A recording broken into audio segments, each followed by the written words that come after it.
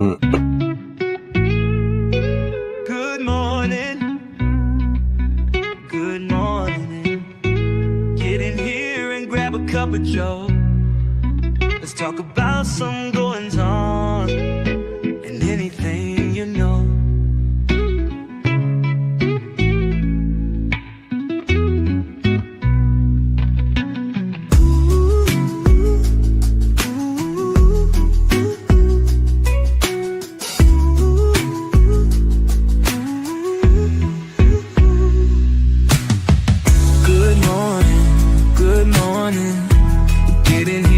Cup of joe.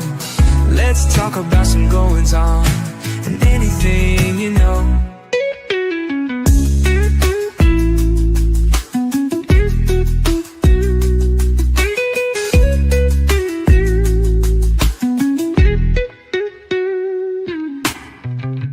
Good morning, good morning. Get in here and grab a cup of joe.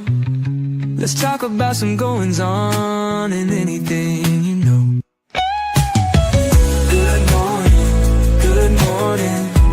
Get in here and grab a cup of joe.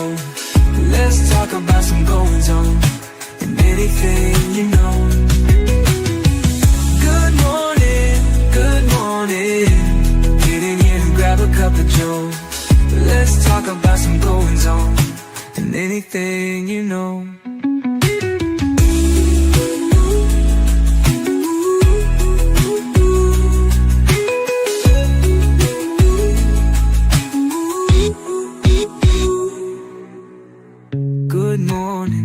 Good morning. Get in here and grab a cup of joe.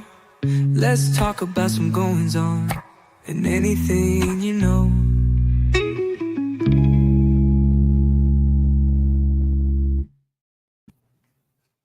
Good morning. Good morning, everyone. Welcome in.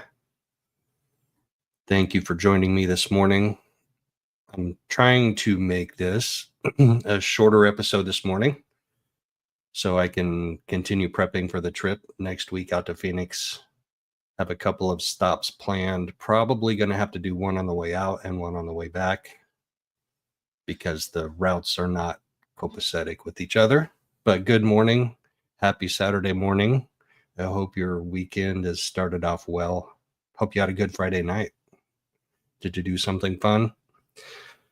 Good morning, Tracy. Good morning, Trace on the case. Forrest, thank you for coming in and modding as always. Ada K, hey, thanks for dropping in. Thanks for stopping in.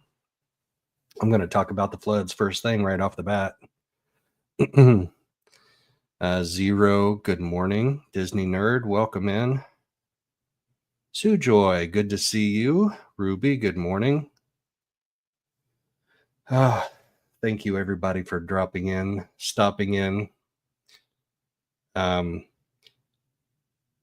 So yesterday, they held a procession of emergency vehicles, mostly fire trucks, a funeral procession for an Ingram firefighter, Captain Tony. Oh my gosh, I already forgot his last name. See, I'm like 30 seconds into the show and my mind's already going blank. I will give him due credit when I pull up the articles so I can get all of the details right instead of trying to pull from my brain, because that's not been going well lately. Like I mathed in my head and I got the flood volume in the Guadalupe River wrong by like a factor of 7 because I mathed wrong in my head. So we're going to go over that. And some Vallow Daybell documents dropped last week. So they're not brand new. So I'm sorry if you felt deceived by that, but they're new to me because I went back and looked at my last 2 streams and I didn't cover them in my last 2 streams. So I haven't covered them on my channel. I mean, one was like a 6-page handwritten motion, and I know I didn't read through all of that. Although there are a lot of similar refrains in that. Danny, welcome in. But first, I've always got to start with a sports story. That's my thing. That's my jam. Besides research and boots on the ground. I mean, those are my jams too. Can you have 3 jams? I like strawberry preserves. I like blackberry jam. What's my third one? I have to think about that. So let's start off with a sports story. This weekend, I have a sports story relative to my home state of Indiana. Indianapolis is hosting the WNBA All-Star Weekend. So that's their counterpart to the NBA All-Star Weekend. So they do a lot of similar things. They don't have a slam dunk contest, but they do a lot of other cool things. They have a version of the red carpet. They call it orange carpet, which was kind of cool. And they get all dressed up and decked out for that, which was interesting to me. Let's see. Let's share that first. All right, I got to get back into StreamYard mode. Oh, which one of these is the right one? I think this is the one. So this is a little clip put out by Fox 59, who's the local Fox station. Where did that go? So now I have to figure out where I put that. It's not there. There it is. So I'm not going to play the entire 10 minutes. That would take up way too much time. But they did like a 5-part series on the WNBA All-Star Weekend coming to Indianapolis, and you should go watch it. So part 4 is a special deep dive into, darn it, add to stage. Part 4 was a deep dive into the emergence of women athletes and the battles that they have had over the years with stigmas. They can't run, they can't jump, they can't shoot, and how that's emerging now, and perceptions and misconceptions are changing. So I battled in my mind between which one of those two to play. We're going to play parts of part 1, which is a broader perspective, but you should go check out Fox 59 WXIN. Their YouTube page has the 5-part series. It's really cool. Part 4 was really interesting to me. Here we go. Indiana is the best basketball state in the country, and then there's no doubt about that. By the way, that was Steffi White. She is from Purdue. She is now the Indiana Fever head coach. The Indiana Fever select Tamika Catchings from the University of Tennessee. I'm just so proud to be a part of this team, just be proud of part of this championship. It's a new stage for me. I can't think of a better place for myself to start my career. It's a moment more than 25 years in the making. Indianapolis is hosting its first WNBA All-Star Game. Well, Indianapolis is where it's at. Yeah, honestly, I think when we come together, that is something that makes us who we are. The spotlight is ours as we welcome tens of thousands of visitors to our town. I'm trying to make it the best All-Star the WNBA's ever had. We don't take any moment in being an All-Star for granted. The best in the WNBA are here at a time when the future of women's sports has never been brighter. The more eyeballs that we get on women's sports, the more fandom we receive. It's once again time to show off our city and create a lasting legacy. Indianapolis has All-Star Fever. Well, tonight, the tip-off to WNBA. Okay, we're going to skip ahead a couple of seconds there, but in the meantime, welcome in, Salty. Good to see you in here. Oh, no. You're down with the sickness. I know that reference. I used to listen to Disturbed a little bit. I haven't so much lately. And also, in the meantime, Zach, thank you so much for that. I'm up to 39. Yes. Wow. I have risen so far. That's like I'm climbing in the polls. Look out. Joe Schmo's headed up the chatter polls. And Ada K, thank you for the super sticker. You're amazing. Thank you so much. I appreciate that. And all the work you're doing out there in Texas. Yes, get better, Salty. Take care of yourself. If you want to come up here and comment, I can drop the link. I'll drop the link in Discord, and if you feel like coming up and commenting, I know you're sick of Lori. This is hopefully the last that we really see of her significantly this week. So I want to go over these documents, but I'm going to go over the floods before that. So everybody hang tight. Let me drop that in there for my OG.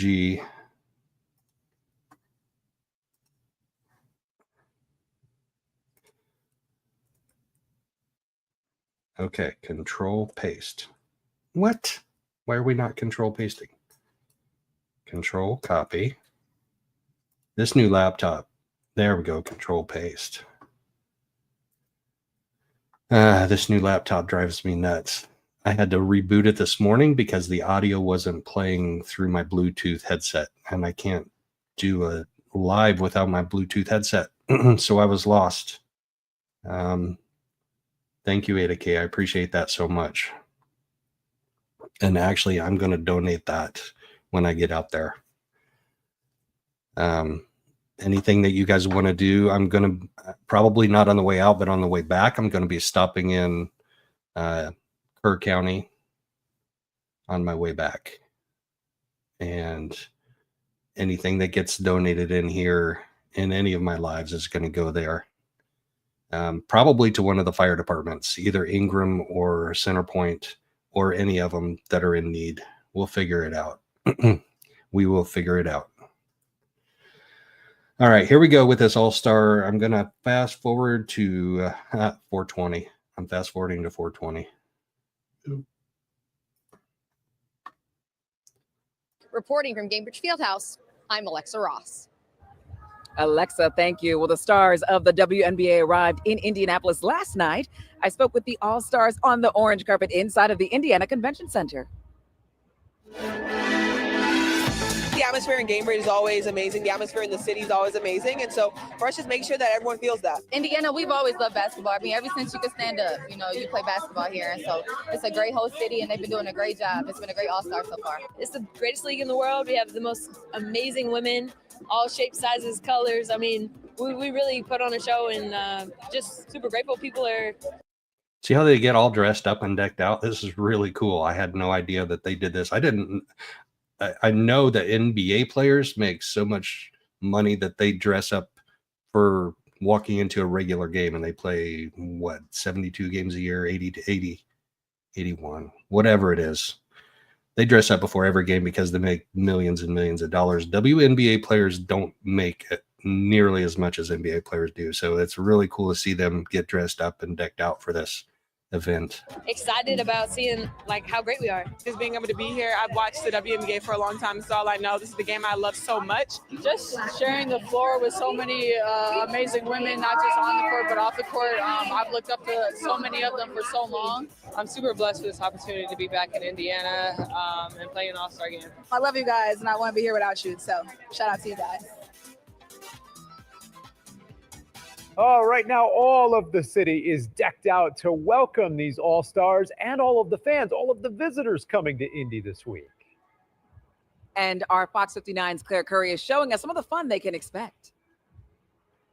From a basketball court at the Indianapolis International Airport to special decor for the dinosaurs at the Children's Museum, Indianapolis is decked out for WNBA All-Star Weekend. So we decided to roll out the orange carpet. Downtown is transformed into Indy's home court. Monument Circle, Georgia Street, and the Indiana Convention Center are all showcasing the WNBA. There's so much interest in the Indiana Fever as well as the W teams at large. I think everybody will come down. They're going to want to take a look at it and build their own experience, even if they don't go to the game. Our hope, because Cambridge Fieldhouse is the best place to see a basketball game, but the capacity is limited to about 18,000, was to be able to add a lot of other events downtown. Photo ops, a party area, even a pop-up bar.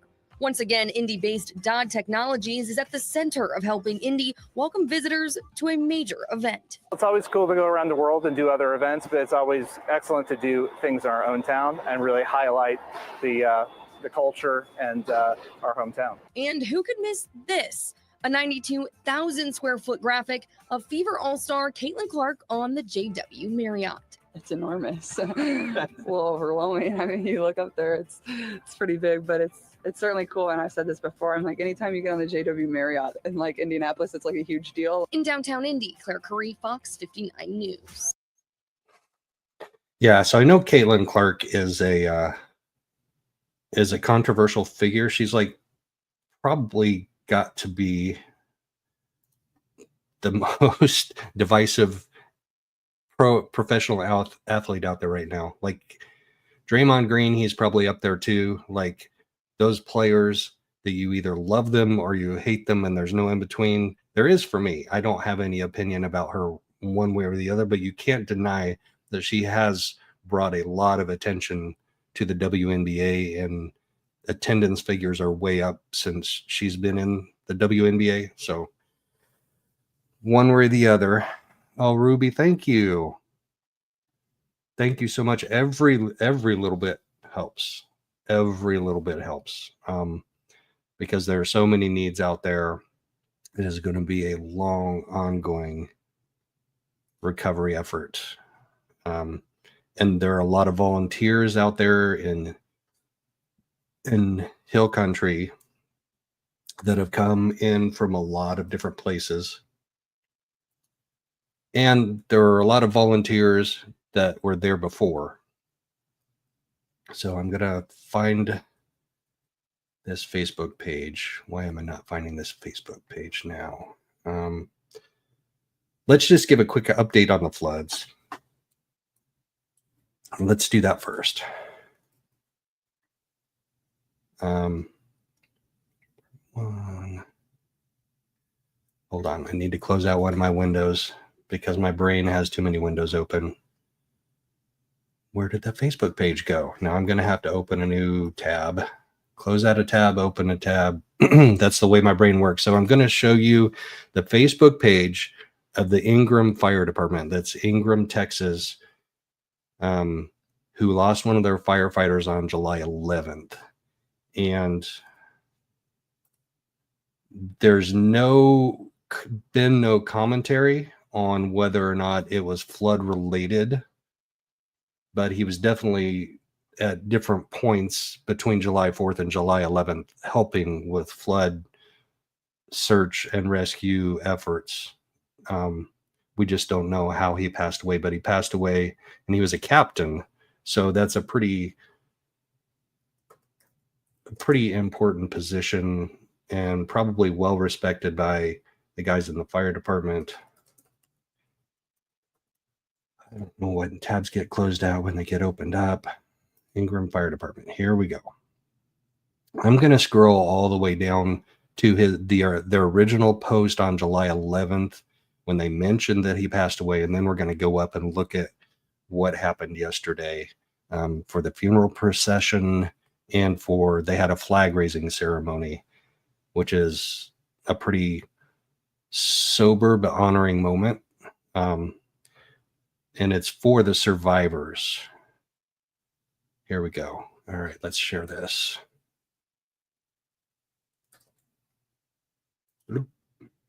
Screen. I did have it open.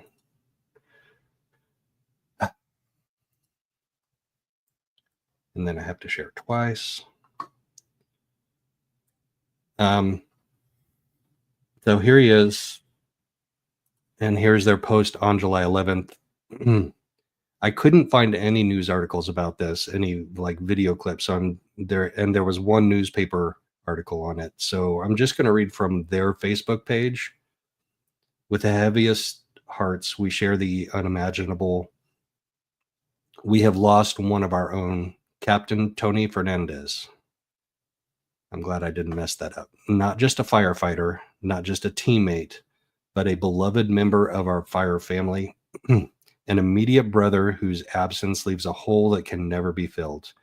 In the middle of this devastating flood, a disaster already pushing us beyond what we thought possible, we were struck with an even deeper tragedy. He gave everything in service, not just to his department, but to this entire community.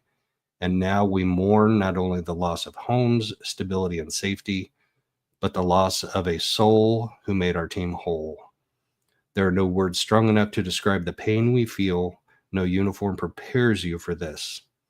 No training equips you to bury someone you stood shoulder to shoulder with just days before. He was brave. He was selfless. He was family. As the waters rise and the road ahead feels impossible, we will carry his memory with every step, every call, every act of service. Please keep his loved ones and our entire fire family in your thoughts as we face this heartbreaking reality. Funeral arrangements pending at this time. We love you, brother. We'll take it from here. Thank you for your 15 years of service. So I will take you to their post that was about yesterday in a second here. I'm going to take you from Indianapolis to Ingram, Texas first. As you know, I got to do the map thing. So we were just in Indianapolis.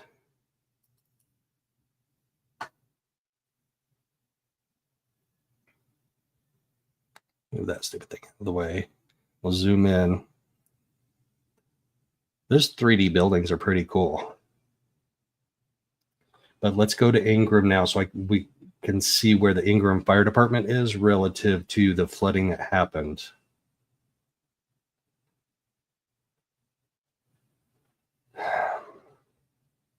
So here's Ingram Fire Department. Now I'll zoom out a little bit so you can see relative to everything else going on. So there's Kerrville downstream. And there's Camp La Junta and Camp Mystic upstream. And there is the North Fork of the Guadalupe River. And there was a lot of flooding that occurred upstream along the North Fork. And when it converged with the South Fork, it was just a mess.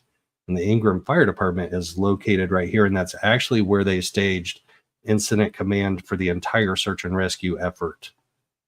So between FEMA and the Texas Department of Emergency Management, they staged incident command at the Ingram Fire Department. You can see they have a whole bunch of bare ground over here. So they use that to their advantage to be able to stage the search and rescue efforts and now the search and recovery efforts. But that's where it is relative to the flooding. They were hit just as hard as anybody else along that basin, along the Guadalupe River. See, oh no, here's the North Fork and the South Fork up here. So that's even further downstream. So they're right there along the river. So there's another creek that went up that way. I don't know what the name of that creek is. Hold on. You're not seeing any. I hit present. I did. All right. You're just listening to me talk and blabber to myself. It's okay. That's what I do every day. Listen to myself talk and blabber to myself. So Ingram Fire Department is the big red pin down here. Camp La Junta right here is the convergence of the South Fork and the North Fork of the Guadalupe River. So that's where the huge floodwaters met. But then you come down here to the Ingram Fire Department. And once again, I'll show you all of that bare ground, that undeveloped land that they have right next to it. They used for staging incident command. Is that better? Sorry, people. I got to pay more attention to comments. I've got to pay more attention to comments.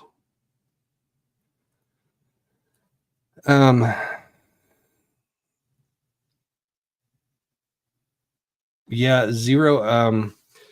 So you don't necessarily know when you purchase land that part of it may be in a floodplain. Usually the triggering event for that is if you get a mortgage on that land when you buy it, then the bank or the lender will require there to be some type of investigation into whether or not there's floodplain on the land you purchase. But if you sell land, you don't necessarily have to disclose that it's in a floodplain, as far as I know, but I haven't filled out a seller's disclosure form ever. I've seen a few. So that's a really good point and something to think about. But this is where Ingram Fire Department is and where the incident command was staged for the search and rescue and recovery efforts. And there are still a lot of people out there doing a lot of work and a lot of exhausted people right now. And having lost one of their captains on July 11th. Sorry about that, guys. Yeah, somebody needs to like put huge exclamation marks in chat or something so it'll catch my eye. Like, dude, hit it. I've got to find that setting in StreamYard is what I've got to do where I don't have to click on it twice.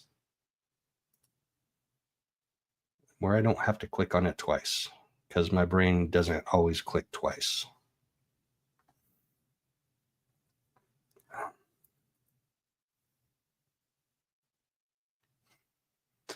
Catching up on chat. Oh no, Disney nerd.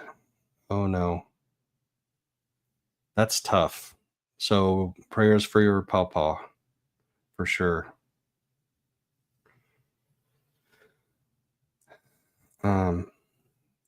Yeah, it's good to have a good medical care system and doctors. And I just talked to somebody for an extended period of time yesterday that lives in a third world country, and it is definitely an advantage in the United States to have a good medical care system.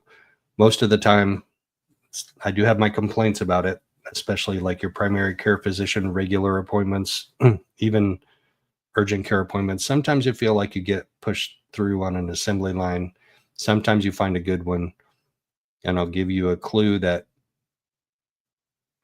nurse practitioners are gems because the demand on their schedule is not, hold on, I got to turn that off. Who's calling me now?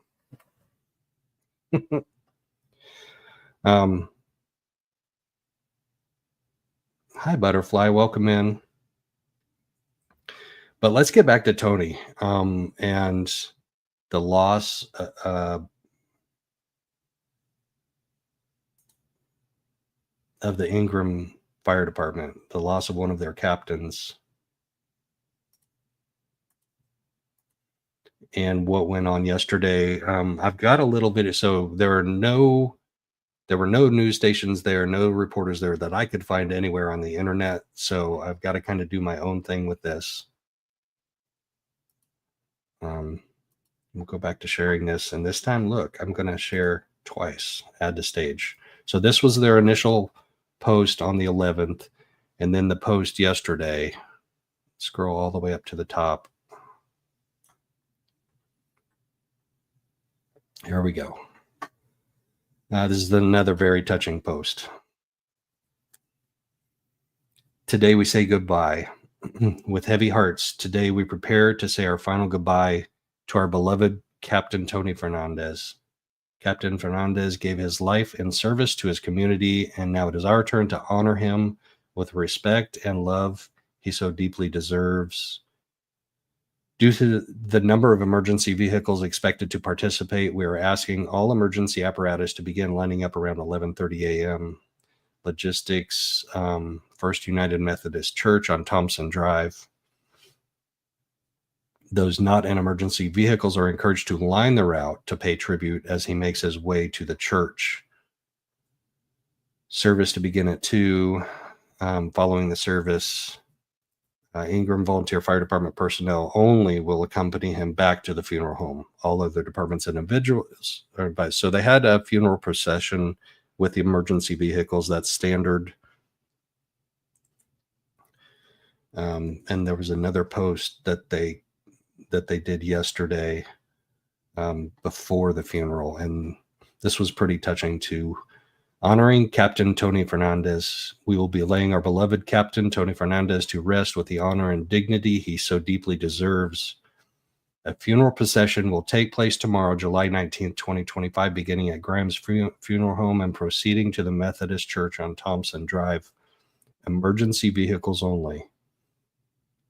Community tribute. Line the route.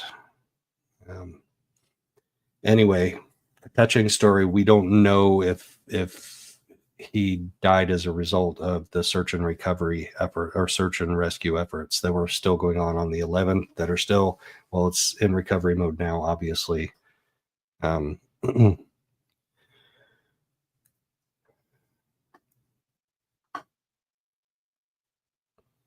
That's a good picture. I like that better than the one that I found earlier. I didn't see this one, or I would have used this one.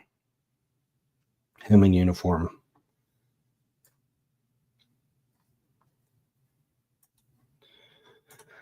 But I still want to talk about the floods a little bit. And I couldn't find, once again, a news report that was like a video clip I can share. So I have to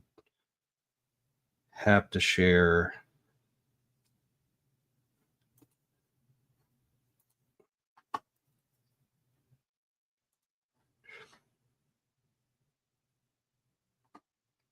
See, I said add to stage, and it didn't add it to the stage. Add to stage. It's not adding it to the stage. Okay, so I'll just read it. You're going to have to bear with me as I read this CBS News report on the current situation of the flooding. This came out 8:42 a.m., so it's a little under 3 hours ago. The search for victims of deadly flooding in Texas Hill Country is headed into its third week as officials try to pin down exactly how many people remain missing, and lawmakers prepare to discuss authorities' initial response and providing better warning systems. Flash floods killed at least 135 people in Texas over the 4th of July holiday weekend, with most deaths along the Guadalupe River in Kerr County, about 60 miles northwest of San Antonio. The hill country is naturally prone to flash flooding because its dry, dirt-packed soil cannot soak up heavy rain. State officials have been saying about 160 people were unaccounted for after the flooding in Kerr County alone, but they now say about 100 remain missing in Kerr and other counties. State, federal, and international resources were poured into rescue efforts, which were hindered by more rain in mid-July. Kerr County officials said the number of missing people decreased as victims were recovered, contact was made with people who were found safe, and some reports were found to be unsubstantiated or falsified. Also, they said the missing list fluctuates as reports come into a hotline.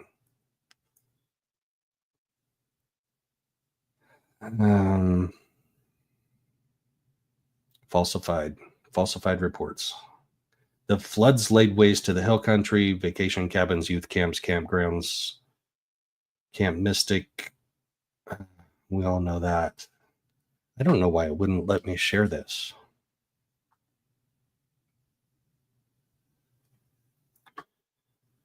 So there was more.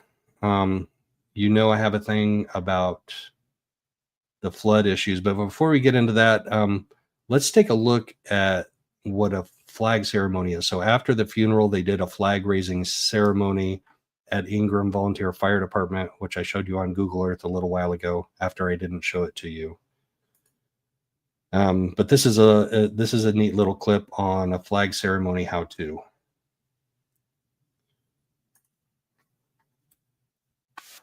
A member of the Los Angeles Firemen's Relief Association passes away, a flag ceremony is held at their last station in honor of their service. The flag is then given to the family in an attractive handcrafted flag box. It's a lasting tribute to these firefighters who serve their community so valiantly. As a Relief Association trustee, you may be called upon to conduct one of these meaningful ceremonies. When a member passes away, a 10 bells death notice is published to all stations and company commanders. To set up a ceremony, simply call the station where the member last worked and arrange a time and date. Request that the crew wear their work uniform with badge and soft cap, and then give the commander a brief rundown of what to expect. On the day of the ceremony, you will bring an American flag provided by the relief to the fire station. The captain will line up the on-duty crew facing the flagpole. 2 firefighters will be assigned to act as flag handlers. They will bring down the station flag, set it aside respectfully in a prearranged location, then take the commemorative flag to the pole. The station or company commander will call the crew to attention and call for a present arms. The flag handlers will then attach the flag and raise it to full staff briefly, then lower the flag to half staff and tie it off for a moment of respect. The flag handlers will then join the crew in the hand salute. Once the moment has passed, the flag handlers raise the flag to full staff, then slowly lower it. Remove it from the pole and fold it into a triangular shape. The crew remains at attention. The station or company commander will call order arms to end the salute. One of the flag handlers will then present the folded flag to the station or company commander, who will then surrender the flag back to you, the Relief Association trustee. The flag handlers will then raise the station's flag. The commander will call for an at ease and then dismissal of the crew. You will then bring the flag back to the relief offices where it will be placed in a special handcrafted flag box and then given to the appropriate family members, often at a funeral or other service.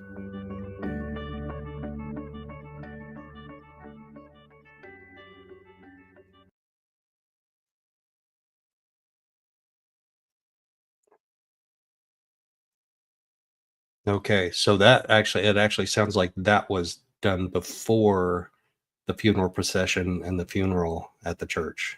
So that makes sense. I'm sure Ada K, I'm sure you've probably seen that happen before. So sad news there.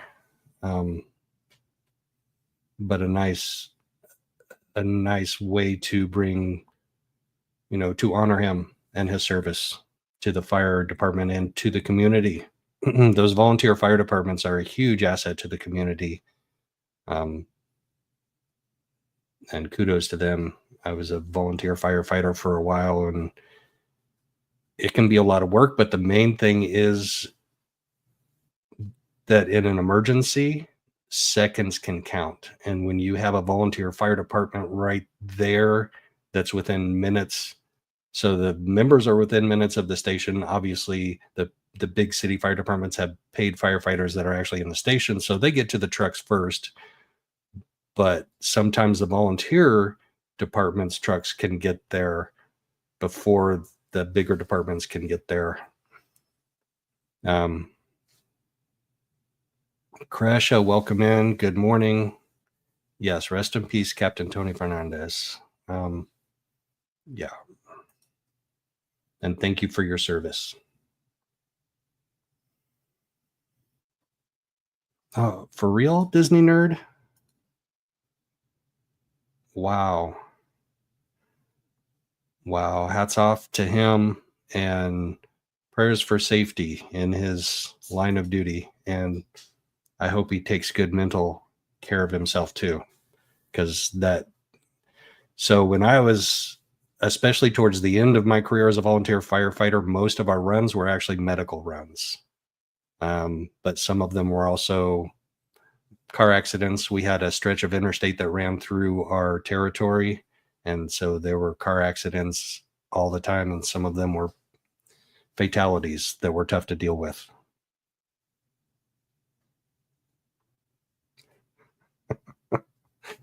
Yeah, I got fat thumbs, and I also have a brain that doesn't double click on presentations sometimes.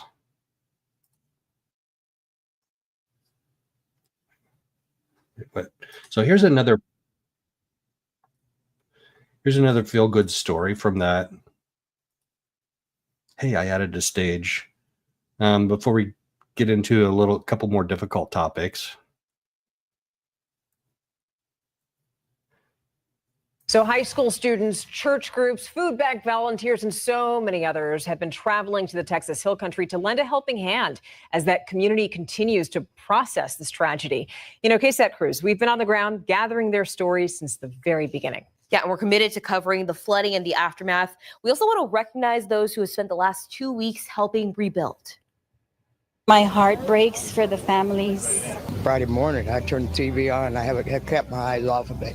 It's the most devastating thing that happened. Volunteers from around the state lined up to give a helping hand. What are you taking with you when you're headed out to some of these sites? Lots of meals, socks. So I know that they were needing socks down in the main disaster area, ground zero, and it stretches for miles. Like, every person's coming together. I just started making it, and we started running them to the fire departments. Tennessee, Alabama, other places across the country, and all over Texas. First responders are coming here into Sisterdale. We needed work gloves, and within hours, we had mountains of work gloves. We got them fresh socks, we got them hydrocortisone, we got them antibiotic cream. The San Antonio Food Bank's going to come with their distribution truck, park in the parking lot for everybody to come and get food, and they'll be getting a box like this full of food. Anyone who has been impacted by the floods can come and get that. This is something we do not see in Mexico. I had mentioned it earlier. This structure that is being provided by all the people from this area that are helping and assisting, all the fire departments that are responding, the state of Texas doing all the help and its thing and its coordination. It's something we don't see. And we're making sure that we have counseling and support avenues. Wow. Did you just see that line of floodwater rescue, that group, that huddle? There is the proper way.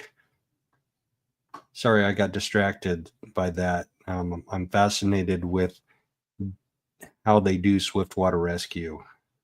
And that's just a massive group of people that if they all stay attached to each other, have a lower risk of getting swept away by the floodwaters. Seeing all the fire departments that are responding, the state of Texas doing all the help and its thing and its coordination.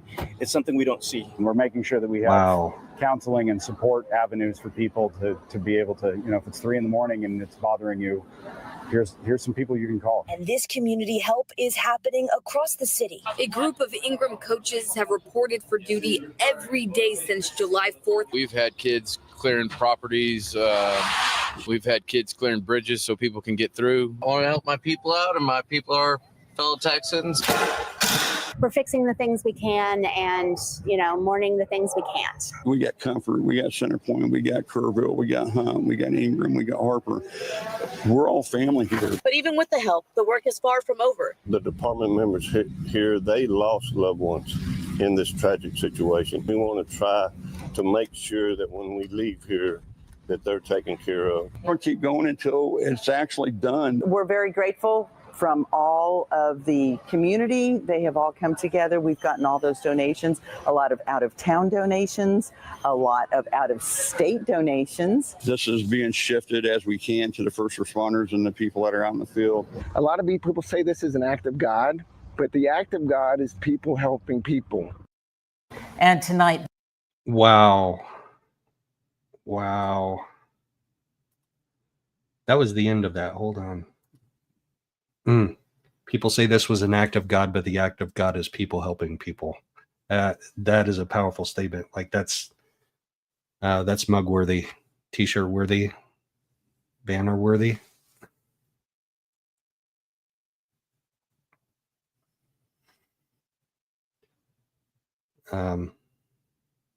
Yeah, that was a heartwarming story.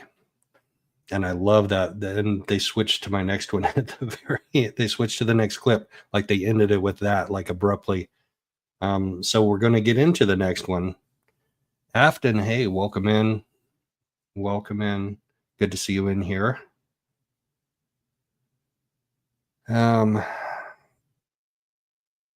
So it's been one of my things since the very beginning of this.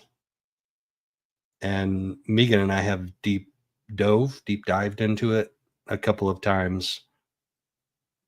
That, were there things that were done wrong is such a harsh way to put it, but were there things that we can do better on, but other people are starting to word it that way? Were there mistakes that were made?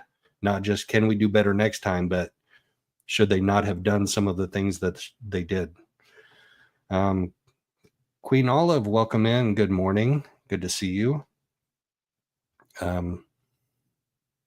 So, yeah, in the Texas Hill Country flooding, there have been a couple of recent articles about taking a closer look at all of the lives that were lost in this. So that's what we're going to look at next. The search and recovery for the missing continues. And so do mounting questions about the Hill Country's preparedness. Yeah, we've learned there were gaps in preparation, communication, and oversight that left so many in harm's way.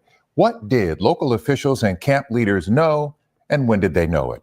Investigative reporter Jeremy Rogowski examines the growing call for accountability.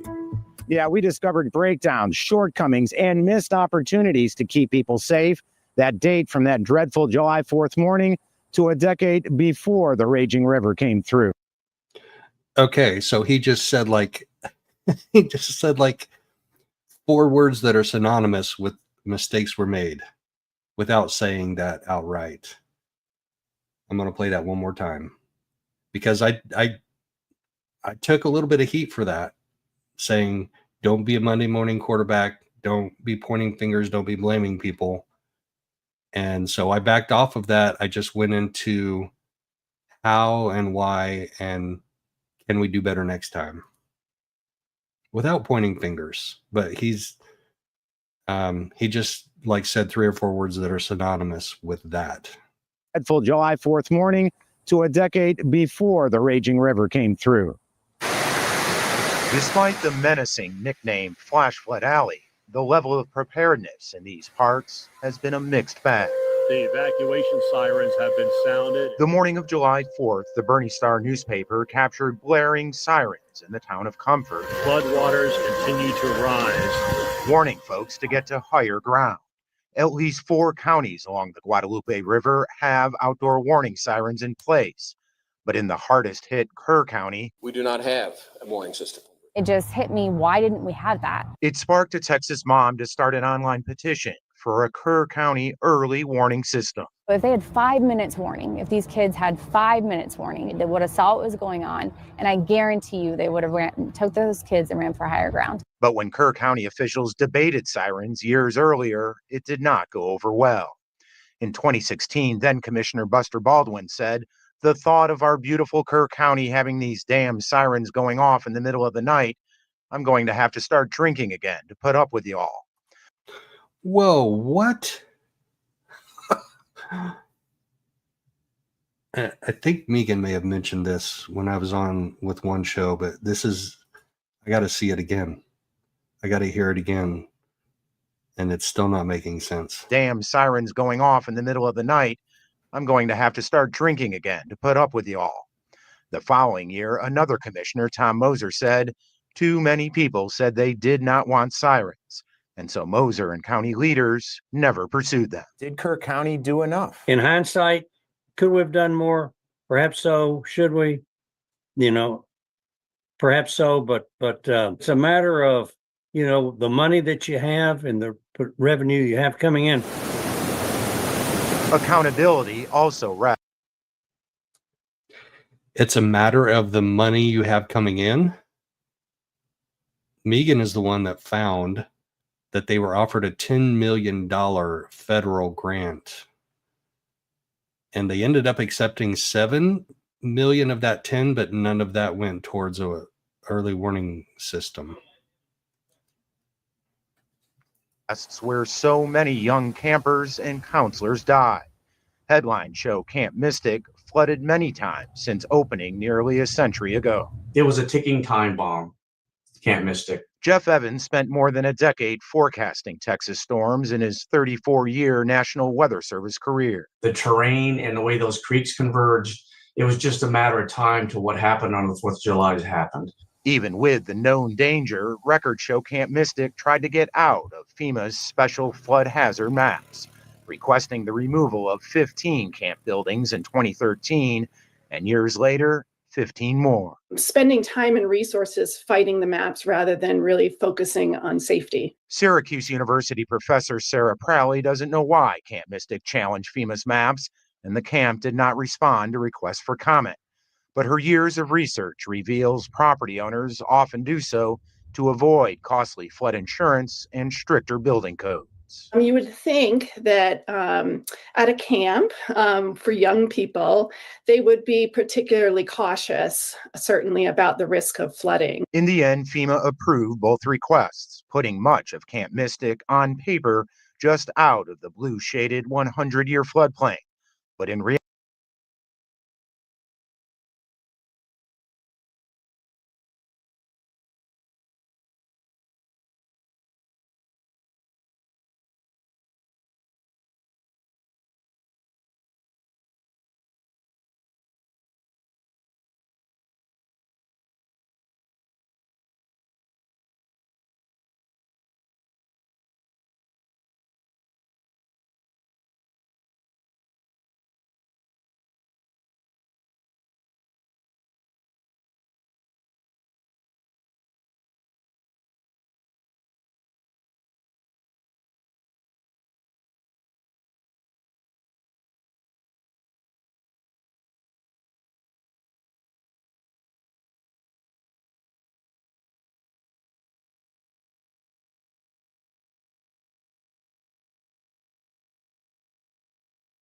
Prally says it was still in the thick of it. The lowest point in those areas was sometimes a foot above the base flood elevation. That's not a lot of room for error. The Guadalupe is starting to come up, and Shoemaker is no longer passable at this.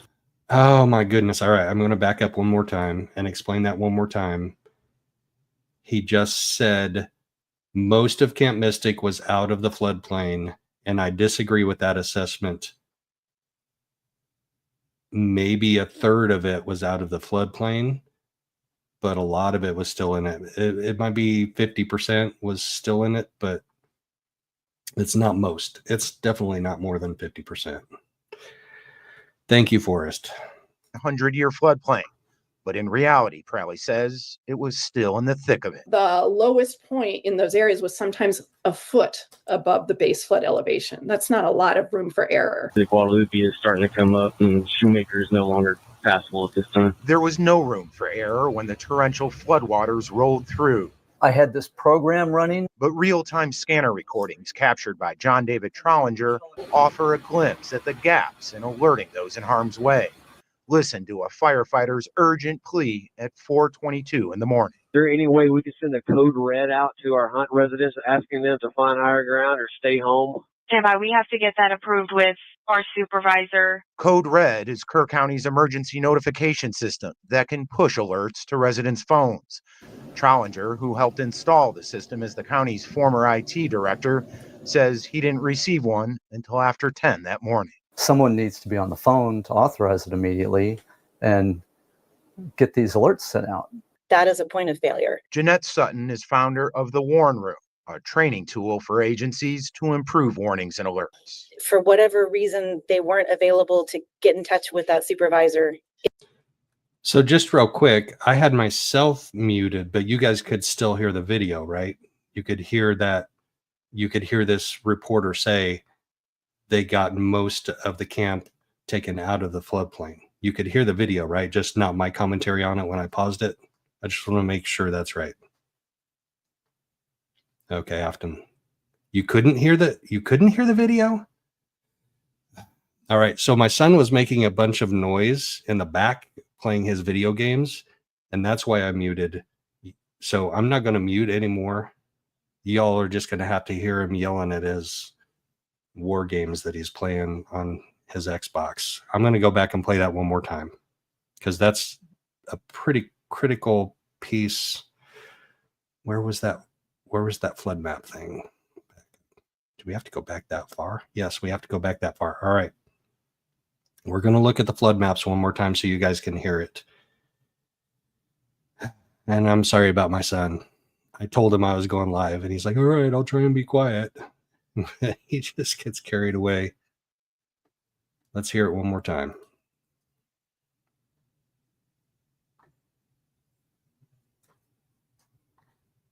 Particularly cautious, certainly about the risk of flooding. In the end, FEMA approved both requests, putting much of Camp Mystic on paper just out of the blue shaded 100-year floodplain. But in reality.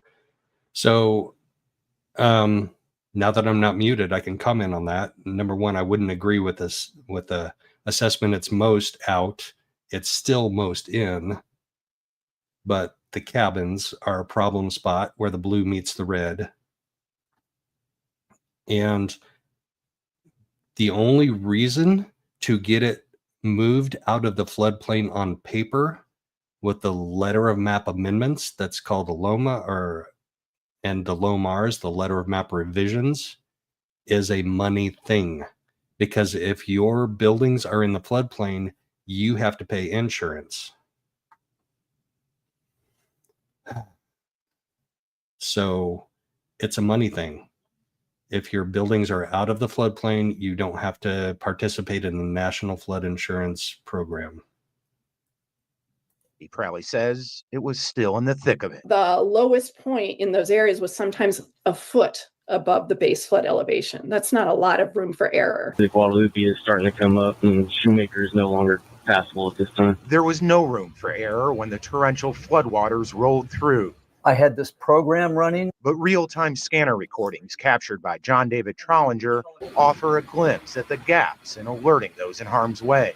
Listen to a firefighter's urgent plea at 4:22 in the morning. Is there any way we could send a code red out to our Hunt residents asking them to find higher ground or stay home? Stand by. We have to get that approved with our supervisor. Code.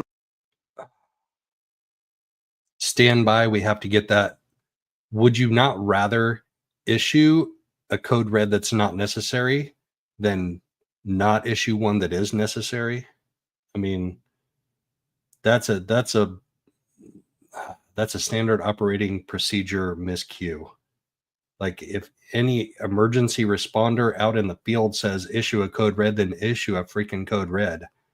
That supervisor sitting in his office 20 miles away doesn't know if there's a tornado coming or a flood coming or whatever it is. Issue the freaking code red, people. And then if it's unnecessary, then say, okay, code red, stand down or whatever. Red is Kerr County's emergency notification system that can push alerts to residents' phones. Trollinger, who helped install the system as the county's former IT director, says he didn't receive one until after 10 that morning. Someone needs to be on the phone to authorize it immediately and get these alerts sent out. That is a point of failure. Jeanette Sutton is founder of the Warn Room, a training tool for agencies to improve warnings and alerts. For whatever reason, they weren't available to get in touch with that supervisor in the middle of the night. That does need to be addressed. That's where people's lives are on the line. But officials have repeatedly said their priority is on recovering the lives lost, not a timeline of the emergency response. We're not running. We're not going to hide from everything. That's going to be checked into at a later time. The time for accountability, they say, will start at the state capitol with the upcoming legislative special session. Our city of Kerrville and Kerr County leadership are committed to a transparent and full review of processes and protocols. Except when they stood together at the press conference and pointed fingers at each other. Yeah. Flash Flood Alley, a review perhaps long overdue. Jeremy Rogowski, KHOU 11 investigates. All right.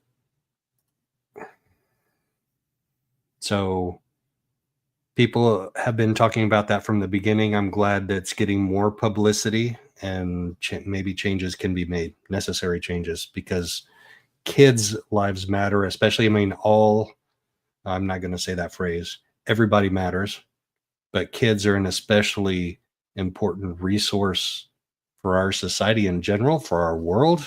And when you have summer camps that are attended by 700 to 800 campers in floodplains, floodways, hazardous areas, and you ignore it and you red tape over it.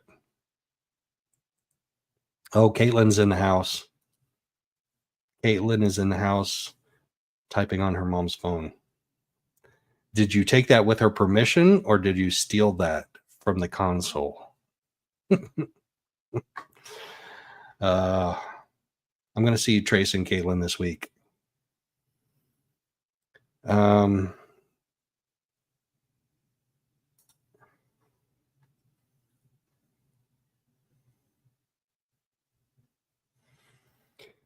Yeah, Kresha, there are multiple agencies involved in different stages of that, as you well know. LOMAS and LOMARS, National Flood Insurance Program, firm maps, you know that, and different, depending on your application. And there's also a local floodplain manager, actually. And he should have gotten a FOIA request from me, although he hasn't responded to it. So I'm wondering if I'm going to have to deliver it differently because he doesn't have his own personal email address. But the Kerr County engineer is a PE, which is professional engineer, and a CFM, which is a certified floodplain manager. And I think he's been the engineer since 2016. So he would have been involved in reviewing the plans for the cabins that were built in 2019.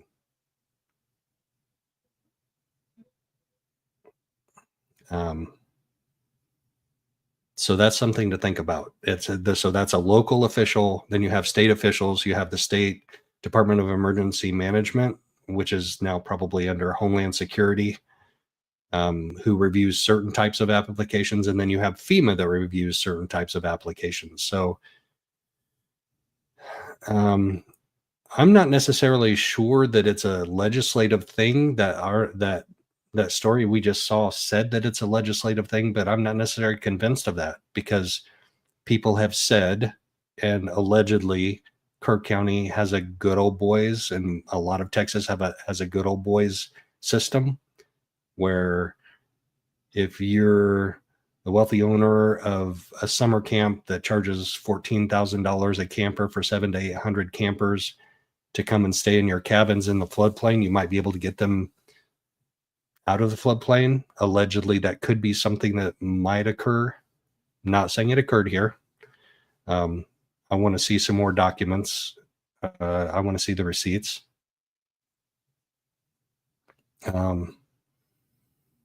But there are already laws in place, and there are detailed engineering studies.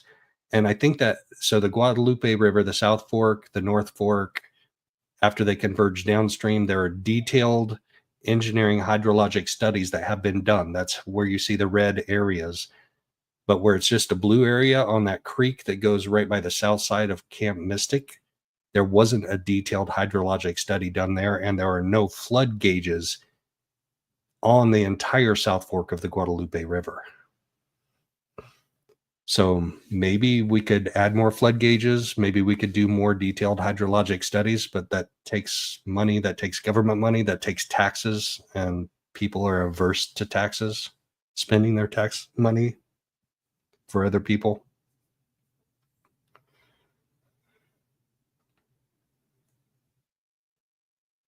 All right.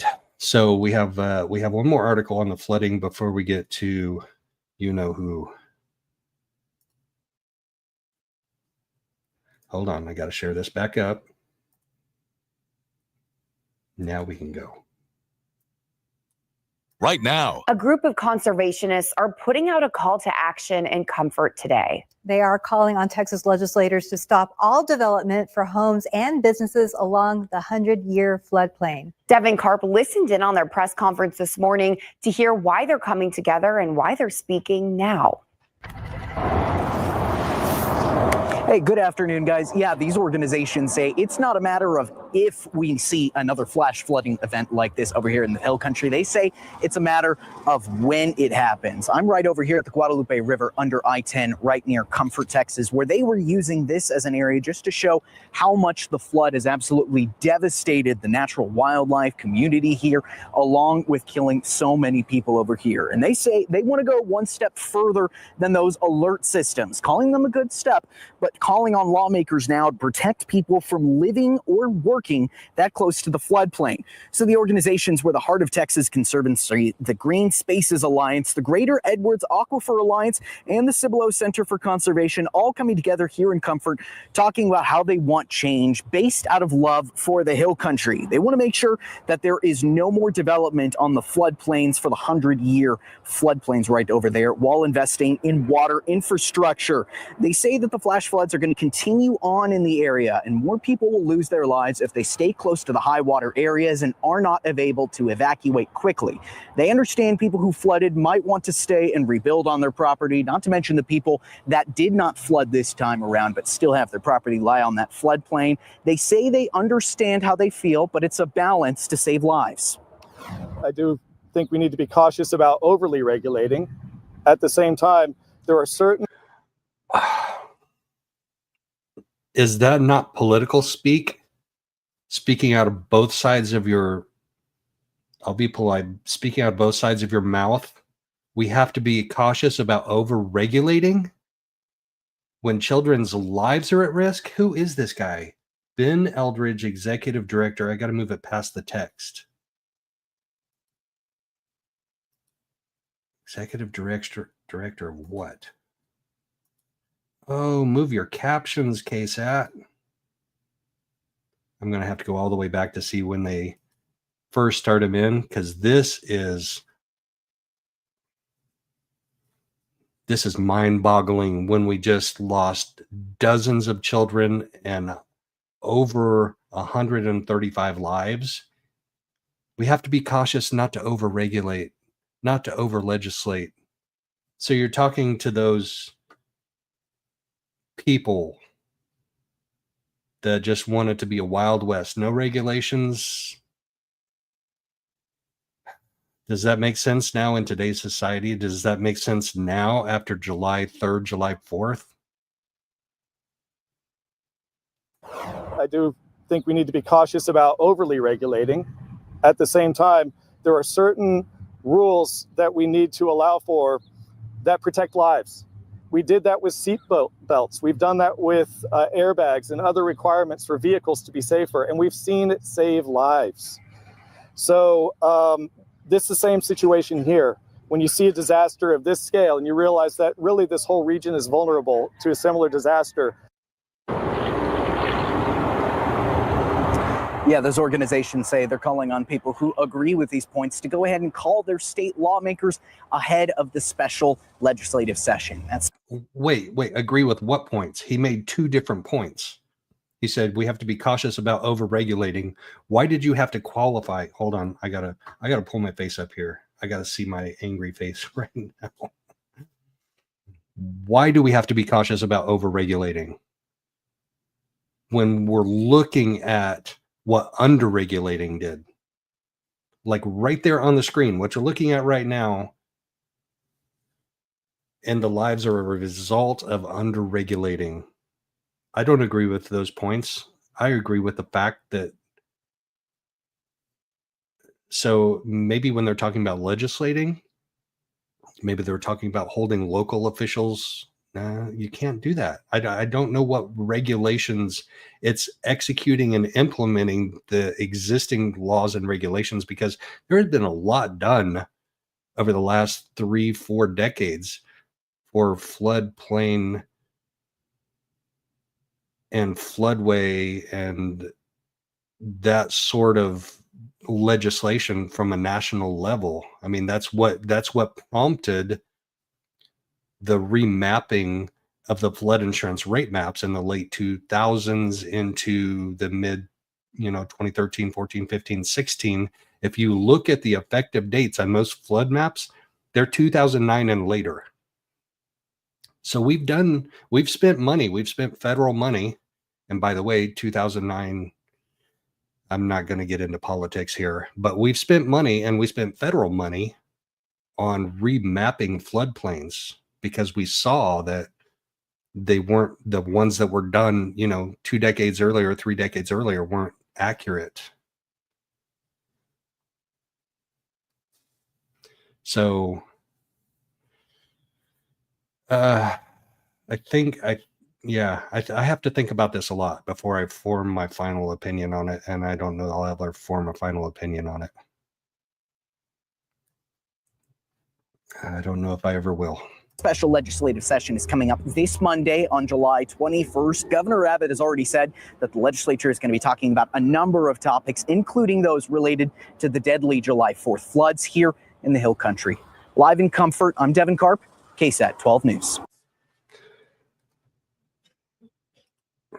Okay, so they're going to talk about this issue, and one of the things that has been identified is a lack of warning sirens and an effective warning system. So I guess maybe that's one thing they can address in the state legislature.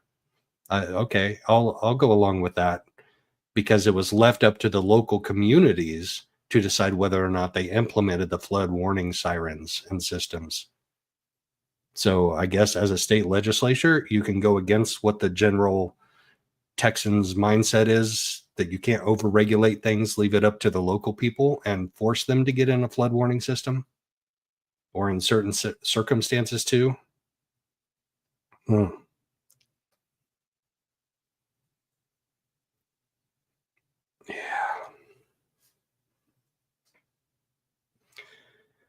You don't have to go home, but you can't stay here, Kresha. You don't have to go home, but you can't stay here. All right. I think I'm done with that topic. It gets me all riled up. So I'll come to another one. I'll come to another one. I'm going to play my favorite 20-second clip in the entire okay. I got to do okay before I share this. So I've got to unshare that. I got to remove that from the screen. And then I got to do my Google Earth pin drop. We're going to move to another topic now that my blood pressure is up about 10 points on systolic and diastolic. Probably, maybe, allegedly. Oop, I did double share that time. We are going to go to the South Court Tower in Phoenix, Arizona. Oop. Love those 3D buildings. And look at that. There's a giant martini glass on the South Court Tower. We're all going to take a dip in the giant martini glass on the South Court Tower. Wow, those 3D buildings are cool. But that's the South Court Tower. And we all know what's going down there this week. But there were a couple of documents that were filed last week. That's, I think that may be my favorite pin drop to date.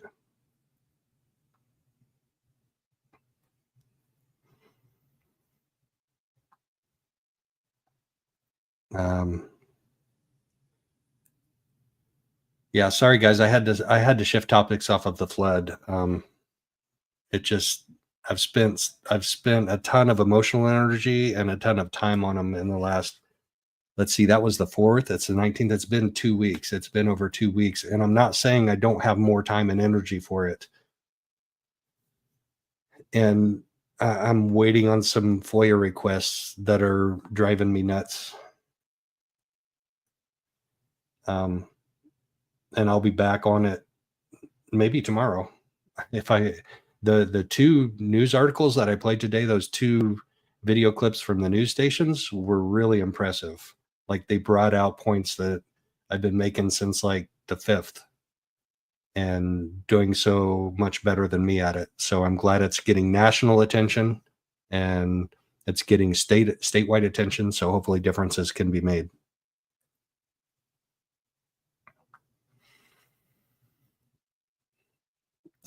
Disney nerd, you got to go to the South Court Tower of the Maricopa County Superior Court to jump in that giant martini glass with us. Oh, you guys can see that. I'm not sure if you can see that. But anyway, that's where we're all headed. That's where we're all headed. Well, we're not all headed this week, but a lot of people are headed there this week. for sentencing. I'm not going to talk about sentencing today. I'm going to talk about the court documents today. So I'm going to unshare that. Oop. And I'm going to play my favorite, like 30-second clip of the trial so far.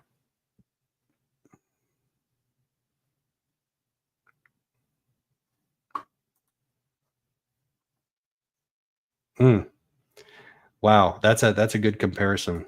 That is a good comparison.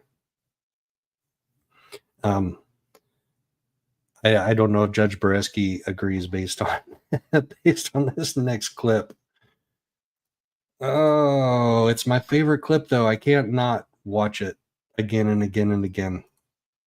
And I don't want to hear her voice, so I'm gonna like fast forward to like the part that's my favorite.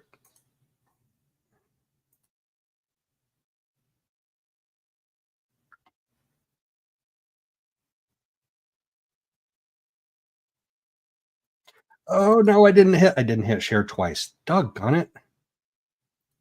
Somebody tell me where that setting is in StreamYard. There has got to be a setting, because I used to be able, before they updated their app, I used to be able to just click on share screen and it would immediately jump up to sharing with everybody. I didn't have to do this stupid double click thing. Somebody tell me where that setting is at. We'll have a very short hearing, okay? If you're going to introduce how you have great character and good character, we're going to have a short hearing on what evidence that they can bring in to rebut that character, which could include being convicted of 4 murders. So and would you talk to your advisory counsel during the break? And you don't need to yell at me either. Okay? Yeah, you are, and you do not need to talk to me that way. I'm very courteous. I'm very courteous to you. No, you have been nothing near courteous to me during the course of these proceedings. Talk with your advisory counsel about the rest of your cross. We're going to. This guy, this bailiff, has been dealing with her since the beginning, and he like reaches down and almost hugs her and lifts her up out of the chair. He's like, "Are you going to come willingly, or am I going to have to lift you up out of the chair?" Talk with your advisory counsel about. Oh no, I didn't back up far enough. That way, I'm very courteous. I'm very courteous to you. No, you have been nothing near courteous to me during the course of these proceedings. It's like, come on, touching both of her sides. Counsel about the rest of your cross. We're going to resume in 15 minutes. All right, that's it. That's enough of that. Before I get to the documents, but the documents have to do with another hearing that was held that we only got a clip of it from the pre-jury selection hearing from the court cameras. Gosh, what FTR for the record cameras caught it.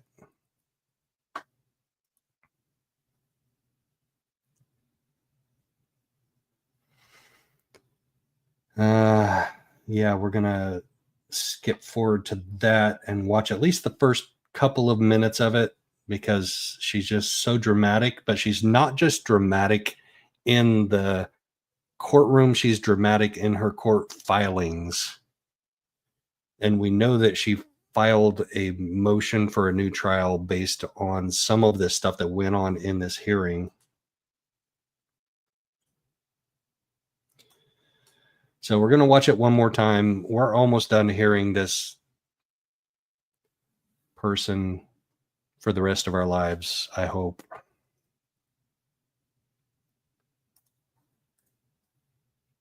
We all hope.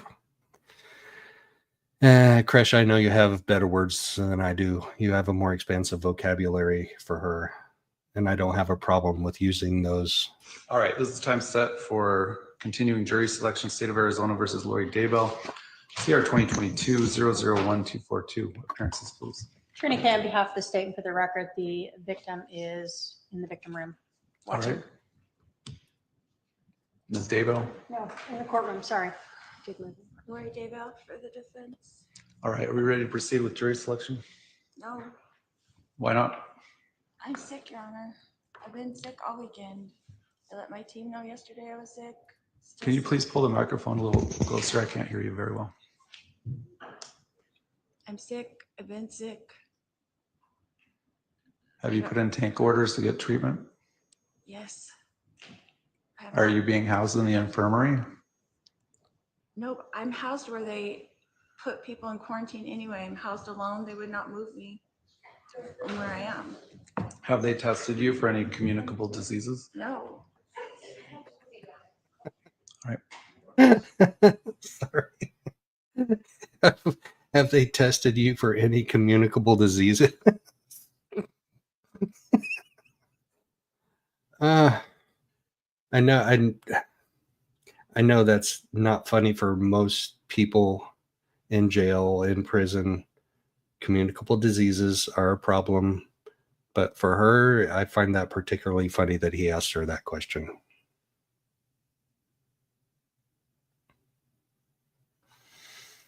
All right.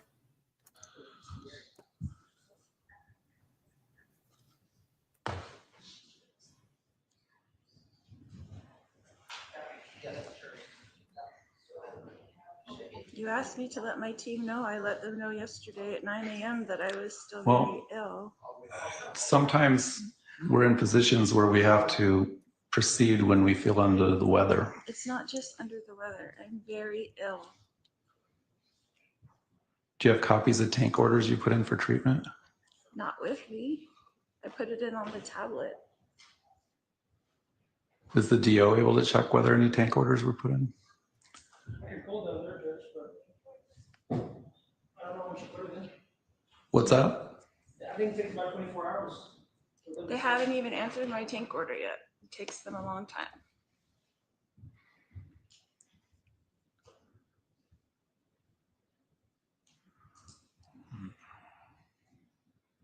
I wonder how long it normally takes. And I know Maricopa County Jail is huge, and Estrella is a busy unit. So I'm not surprised it takes a while, but I also wouldn't be surprised if she's deflecting the blame on somebody else, right? That wouldn't be the first time. It might be the 4 billionth time.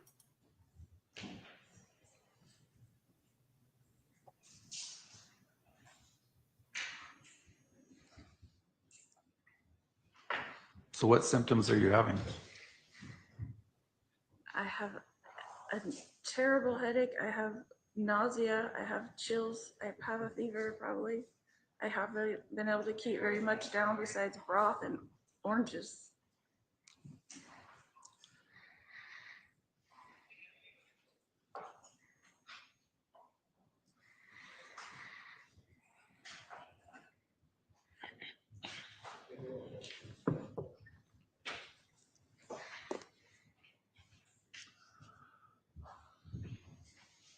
Would you be willing to have one of your advisory councils complete the 40-year process, jury selection?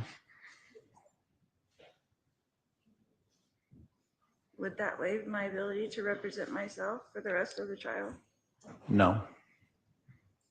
Then can I have a moment to discuss with them for a second? A couple things. I'm your trial judge. My instructions are to complete your second trial.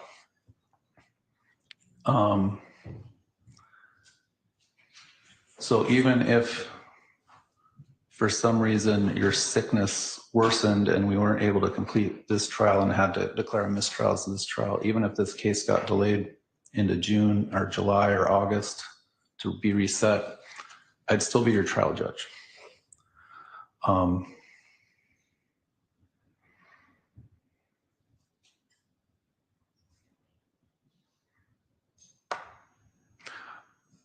Additionally, last time we did jury selection in your first trial, as I recall, you asked between probably about 5 and 10 minutes of follow-up questions of the panel before we sat the jury. I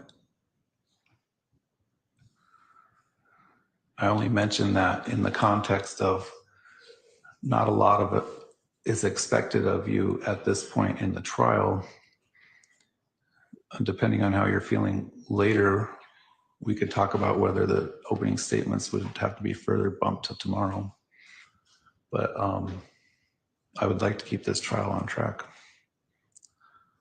So if you want a few minutes to talk to your advisory council, we can do that. Is there anything the state wants to put on the record before we do that? Not at this time, Your Honor. All right. Do you want to do that back in the tank?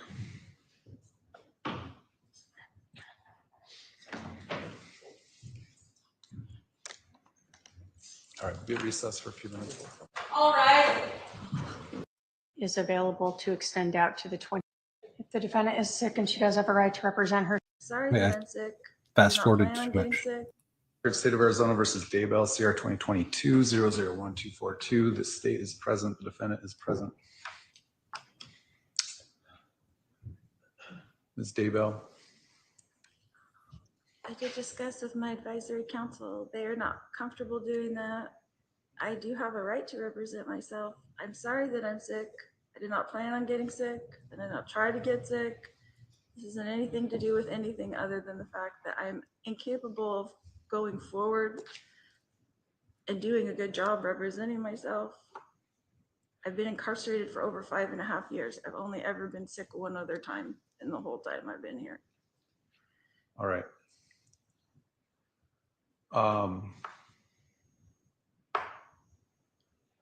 State want to be heard? Judge, obviously, if the defendant is sick and she does have a right to represent herself, we understand that the concern is the state does need a date certain when we're starting. I have witnesses that I rescheduled already once to fly in this week, assuming we were starting today. I obviously will need to reschedule them again. I can't keep rescheduling them every single day onto a new flight. So I am not sure how we want to proceed at this time. If we want to give the defendant a couple days, see if this jury is available to extend out to the 25th. I know we had originally talked about that, and begin on Wednesday. I don't know if she'll feel better by then, but that's the only suggestion I have at this time, other than starting all over again at another date. Is there a reason I couldn't proceed with some of the oral voir dire this morning? Because other than introducing herself, she wouldn't be expected to do anything this morning. And that way we can at least get rid of some of the jurors that, for whatever reason. I'm noticing something that I've never noticed before, and I don't know if it's this microphone, if it's the FTI microphone, or if it's Judge Beresky. Does he have just the tiniest bit of lisp? I'm going to play that last few seconds because I'm picking up a lisp, but it very well could be the microphone.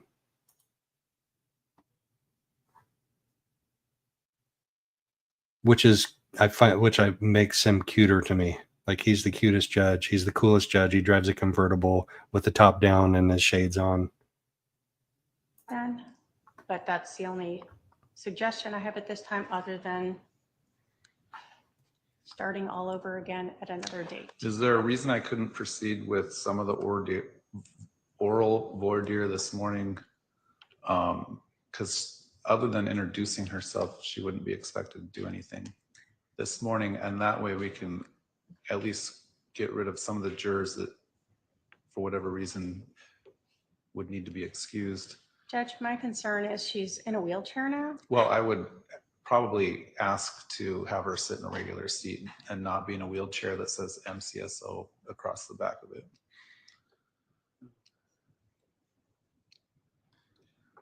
Your Honor, I am just not capable of going or even sitting here. I need to be laying down. I need to be getting better so that I can go forward and actually represent myself.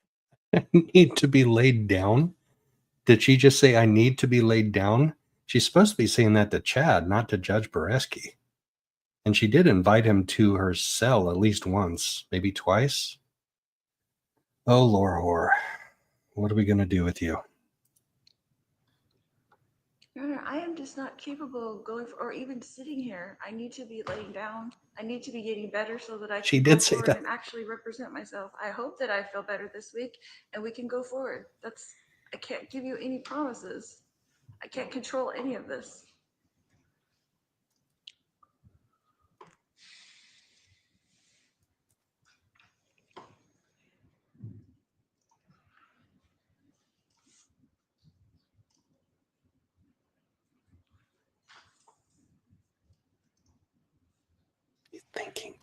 thinking. This is a long pause. And then a sigh. I think if I remember right, this was like a full minute pause without speaking. The judge was like, what the do I do? Do I do?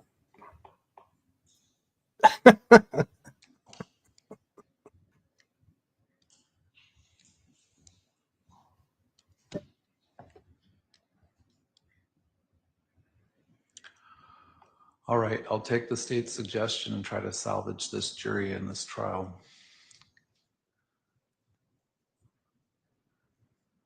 I'm sure these jurors are going to be none too happy coming down today again for a dry run. They're going to need some donuts, Judge. Judge, I do have one other. I don't know if we're able to, and I understand this is Judge Kemp's courtroom. We can start earlier for the rest of the week and next week at 10. Maybe take an hour for lunch. It's just ways to try to. Yeah, I would be willing to do that. So for Friday, I have nothing else and Judge Kemp has nothing. We could start at 9 on Friday. And I know we have at least one juror that we will have to excuse who was going camping on Friday. Juror number 4, I think. Yeah. That's if I ever get called for jury duty. Sorry, I had a camping trip planned. And I know you're under oath to testify honestly, but I would plan a camping trip for the next 3 months from when I was going in for jury selection. I'm sorry, I have a camping trip planned for the next 3 months. Well, yeah, probably, maybe not, allegedly.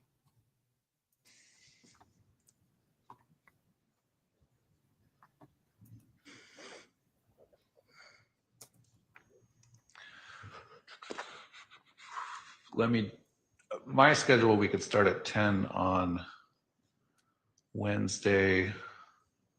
Let me check Judge Kemp's courtroom schedule.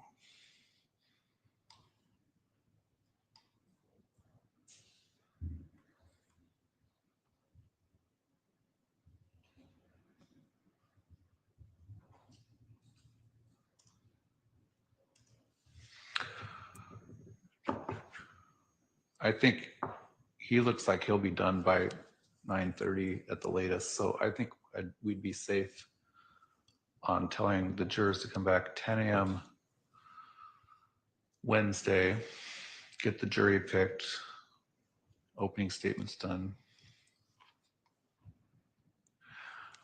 All right, I think I do need to bring the jurors in to tell them something. So can we have Ms. Daybell sit in a regular chair and not oh gosh, here we go. Here we go. Bring the wheelchair out into the hallway. Yeah. What was that? What was that smacking sound? Did you hear that like little crack when he said I need to have her sit in a regular chair?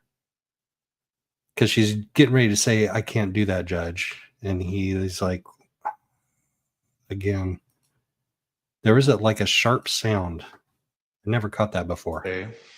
Get the jury picked, opening statements done.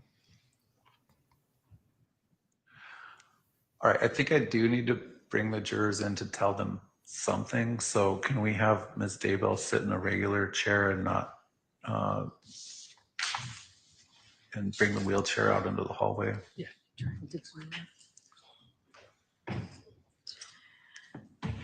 I don't think that I can even sit here. I need to go lay down. I don't understand. I don't think last time you said it was going to be 15 minutes. It was an hour and a half where I was sitting here trying not to throw up on TV in front of the jurors.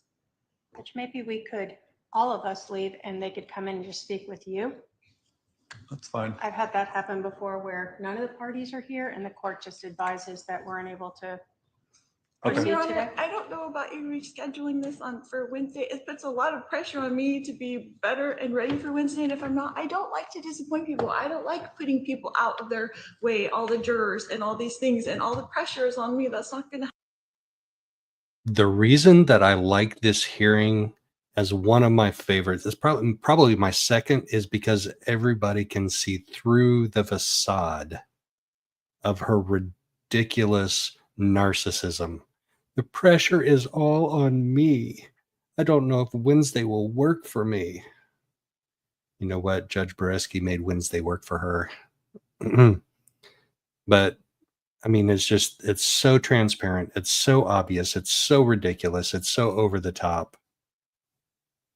And she mentions parts of this like by secondary reference in her motion she filed last week.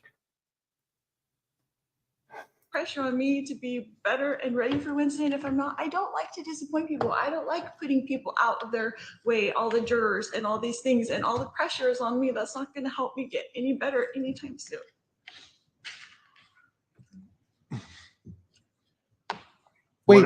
Wait, that's not going to help me get better anytime soon? Oh my gosh, sorry guys. It's been a few weeks since I've watched this and commented on it, and I've got, you know, that I got to stop and comment. I'll try and get through the rest of this so we can get to the documents, because one of them is a 6-page handwritten motion, and I don't remember reading the entire thing before, maybe a part of it, but what is your suggestion? I don't know, but I'm saying if I were, so tomorrow, if I'm not better and I let my team know, are you going to drag me in here like you did today with the team that came to get me? Do you know they felt so sorry for me to have to get dragged out of bed to be here? Yeah, the answer is yes. I probably will order that you be here Wednesday. We'll take tomorrow off. I love that. I love his frankness. Oh, sorry. I was going to play without commenting anymore to get to the end of it. Because I need to confirm how you're feeling. You because you represent yourself, no one else can waive your own appearance. You're welcome to come over. I'm gonna back it up right there. But Tanya, how do we know that? Does anybody remember seeing that in court documents? I mean, she complained about some of her medical information being shared, and I think she did mention infection in her motion. Maybe that's going to be in the document that I haven't read through yet. So let's find out. I honestly can't remember if that's speculation or court documents.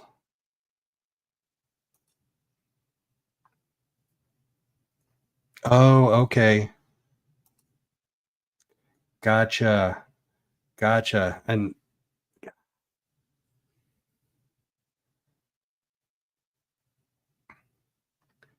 thank you, Kresha. This part, I'm stopping again.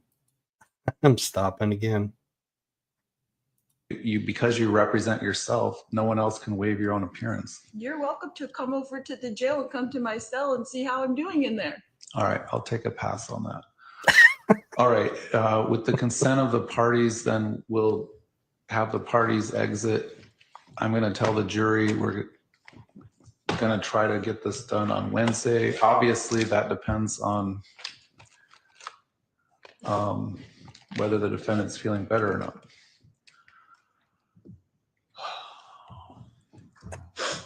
A sigh. Okay. I'm going to back it up like a minute and a half so I can go take a comfort break before we get into the documents. So please bear with me. You're going to have to listen to her one more time with her and him, with her stuff and him having to deal with it. Real quick, I'll be right back. I should have done this like 2 minutes ago when I said I was going to play through without pausing for commentary.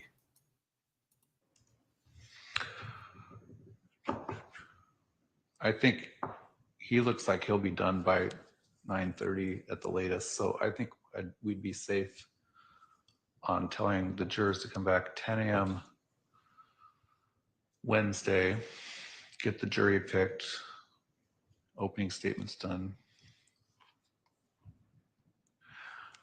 All right, I think I do need to bring the jurors in to tell them something. So can we have Ms. Daybell sit in a regular chair and not, and bring the wheelchair out into the hallway? Yeah.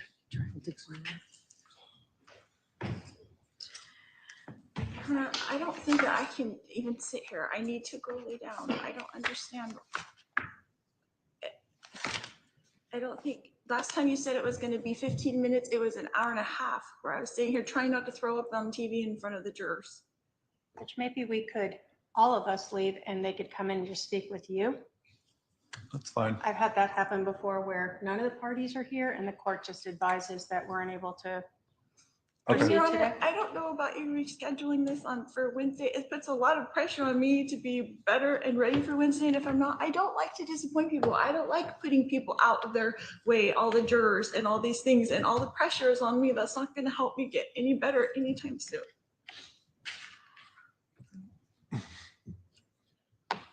What is your suggestion?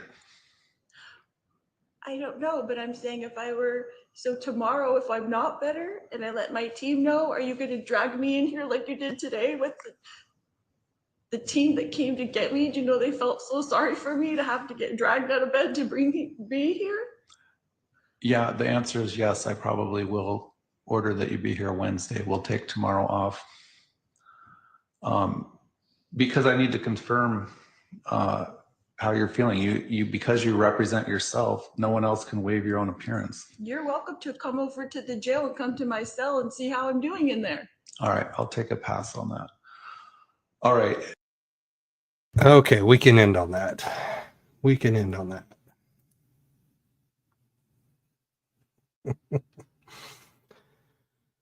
Oh, I think that's the last thing that I had. Yeah, that's the last thing I had. Before we get into the documents, there were two new filings in the 2021 case, which is Brandon's case, the latest trial that she had. But they're actually old filings that were filed for both cases that they forgot to file under 2022 and 2021. So I'm just going to hit those real quick. They're nothing new. They're nothing enlightening.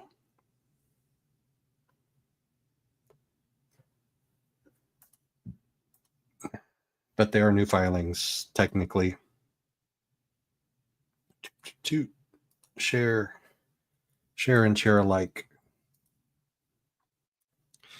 So the original date of this was June 25th, 2025. It didn't show up on the docket until a couple of days ago, sometime this week.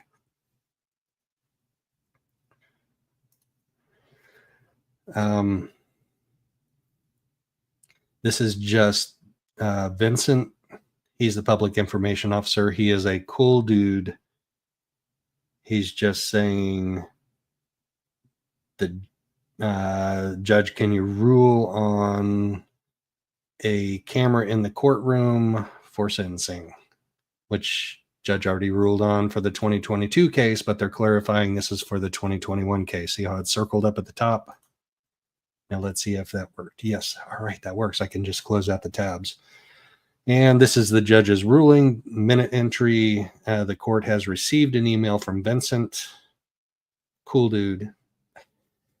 The court affirms the existing order regarding the use of a single camera feed and will impose a 5-minute delay of any broadcasting of the sentencing set for July 25th, 2025. Folks, that's in 6 days.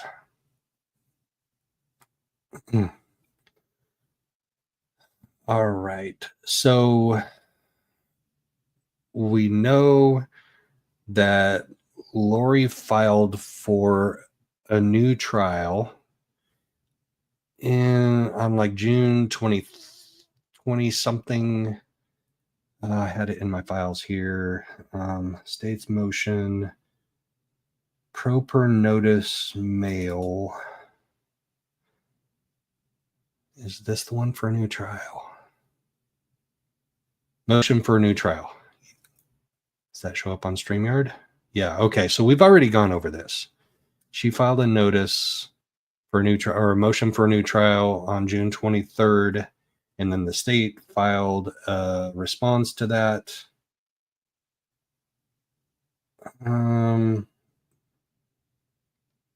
Somewhere after that.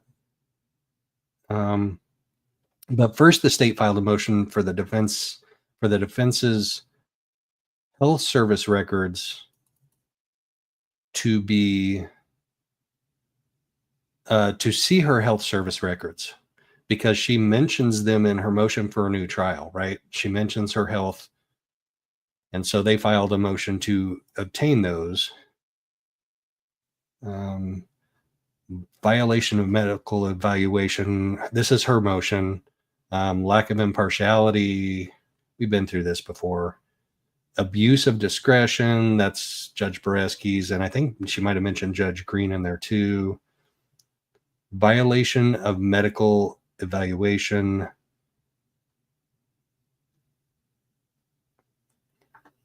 By forcing the defendant to proceed with trial as her own counsel deprived her of the right to effective assistance of counsel because she was ill. My parentheses, because she was ill.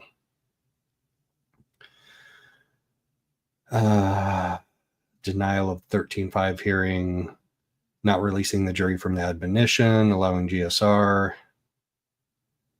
So that was her motion on the 23rd. And then the state filed another motion for that. Let me get rid of this camera request. Oh, but I didn't want to show this one yet, because this is the big secret, the big new motion that I don't think I've read through this yet, because there are a lot of similar arguments in this to the one she made on the 23rd.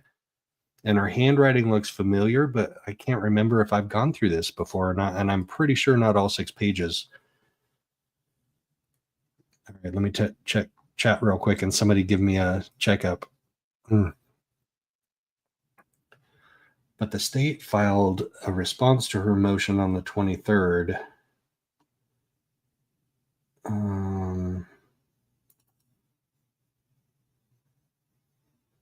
Okay, so yeah, okay, that makes sense now. The state filed a motion to her to file her response to her motion under seal because it involves her medical records. So they're like, we're not going to screw it up. So we have not actually seen the state's response to her motion for a new trial because it was allowed to be filed under seal. There we go. All right, I'm up to speed. It took me a second. So many filings in this. Gigabytes and gigabytes of filings.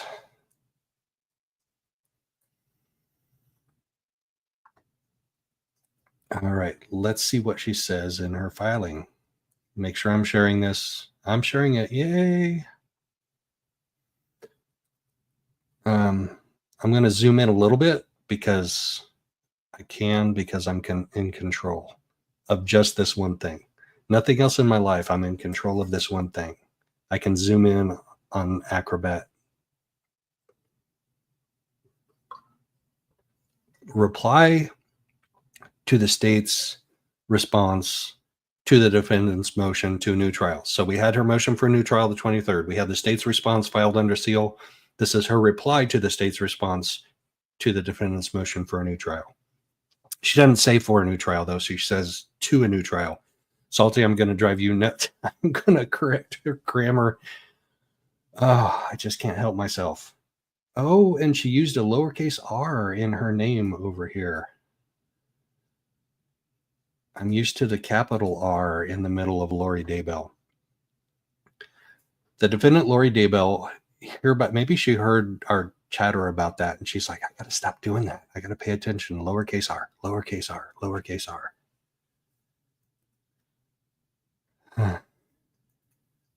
The defendant, Lori Daybell, hereby requests this court grant the defendant's motion for new trial. There is violations to USCA constitutional amendment. See, this is a lot of the same stuff she said in her first motion. So we're going to hear a lot of repeat stuff. But there's 6 pages, and I don't think the first one was 6 pages. And it wasn't handwritten. USCA constitutional amendment 4th for violation of medical evaluation, lack of impartiality, and abuse of discretion. We just saw those same things. Denial of Rule 13.5 hearing, not releasing the jury from the admonition on the record and allowing GSR and DNA evidence without sufficient foundation and denial of right to confront witnesses. I think that may be a new one. I don't think I've seen this document before, or I've read through this document before. But I've slept since then, if I have. Thus, violations of due process, Brady Rule, Fry Rule, ARS 32-2085 Bill of Rights, USCA Constitutional Amendment 5, 6th, 6th, and 14th, USA Constitutional Amendment 6th, CL2, State and Federal Rules of Evidence 501 and 702, Daubert, Junk Science, Newton's Third Law, Strickland. So other people have covered this because I think maybe Web Sleuths covered this because I remember hearing Newton's Third Law.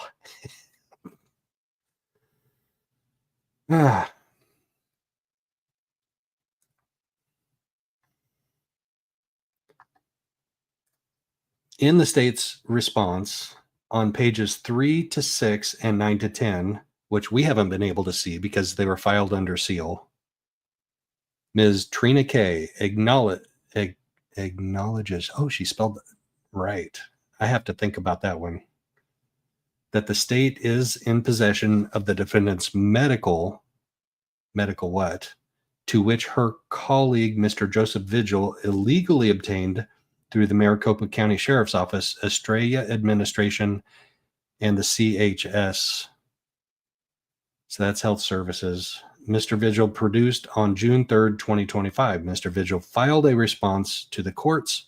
Mr. Vigil did not obtain the result for the defendant's urinary tract infection. Okay, there we go.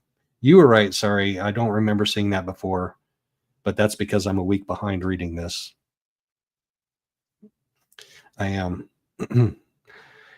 Other people are more up to speed on this than I am, and I'm not ashamed to admit it. I can't keep track of everything this person does. Because the test was sent to labs outside of CHS and MCO, therefore the record was incomplete and incorrect, misdiagnosing the defendant's actual illness. On June 8th, 2025, Health Services informed the defendant antibiotics were given for treatment. On June 4th, 2025, MCAO civil attorney. Did we lose Kresha? I haven't seen from her in a minute. MCAO civil attorney Mr. Joseph Vigil presented the defendant's medical records and evaluation to the courts and the public. On page 10, Ms. K states she had a viral infection and urinary tract infection. Okay, that was filed under seal because we haven't seen it. The judge ordered antibiotics. Therefore, Mr. Vigil misdiagnosis and incomplete record jeopardized the safety, well-being, and deprived and violated multiple statutory and constitutional rights of the defendants, plural.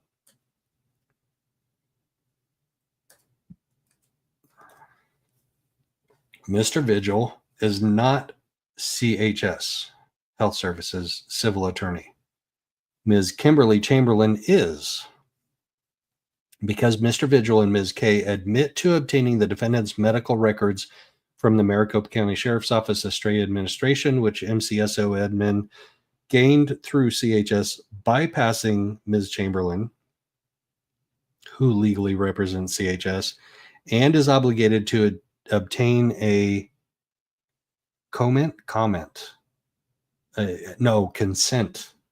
consent waiver or court order to privilege patient physician records, holds Ms. Vigil, Ms. K, the courts, MCSO, Estrella Administration, and CHS in multiple violations. All right, I got to take a breath in between all that. The discovery conflicts with the Bill of Rights in a direct manner, then than due process. Oh, no, then due process is the superior right. Okay. The discovery conflicts with the Bill of Rights in a direct manner. Then due process is a superior right. Awkward wording, but I get the point of what she's trying to say. USCA Constitutional Amendment 6. So the Sixth Amendment, the information sought includes information to which she is entitled as a matter of due process. The state and Mr. Vigil failed to produce to the court for in a camera review. Mr. Vigil on June 4th, 2025 read the defendant's medical records to the courts to which the public had access to obtain the results. The court did not seal until later. Mr. Vigil on June 4th, 2025 read the defendant's medical records to the courts to which the public had access to obtain the results. Have we seen those? Does somebody have access to those? I need to, okay, taking notes. June 4th hearing, Mr. Vigil, medical records. I'm pretty sure that was either in a sidebar or that was after Judge Beresky cleared the court. Somebody remind me what the morning was when Judge Beresky had his staff clear the court so they could have that private sidebar out of the presence of the public. The courts did not seal until later. So we can't get it now. If it's sealed now, we're not going to get it.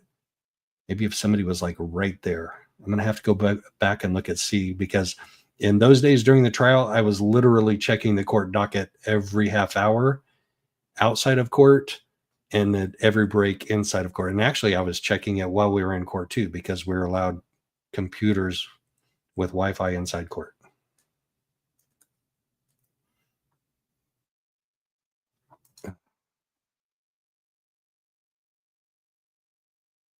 Oh boy. All right. So resuming reading this interesting thing. To which the public had access. I'm curious about how and why she thinks the public had access to what Mr. Vigil produced to the court. She mentions a camera for a in-camera review. So she thinks the camera was rolling when they had their sidebar. Waive in writing or physician-patient privilege cannot be compelled. A patient can only waive in writing or by consent or by court order under ARS 322085. I think that's a 2. Could be a 7. Actually, I think it's a 7, 7085. The disclosure of medical records violates the defendant's rights to confrontation clause, violates the defendant's right to confrontation clause, USCA Constitutional Amendment 6, and HIPAA. The court abused its discretion by allowing disclosure of the medical records and forcing the defendant to a evaluation, USCA Constitution Article 6, Clause 2. USCA Constitutional Amendments 4, 5, 6, and 14. This reading requires a lot of breaks.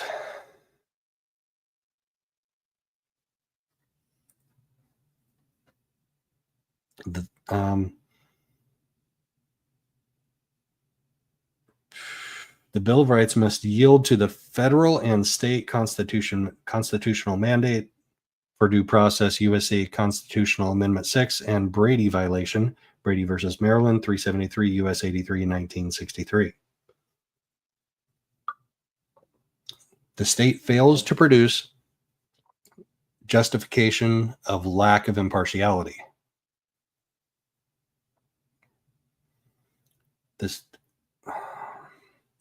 So we're moving to another topic now. We're off of HIPAA, we're off of the medical things.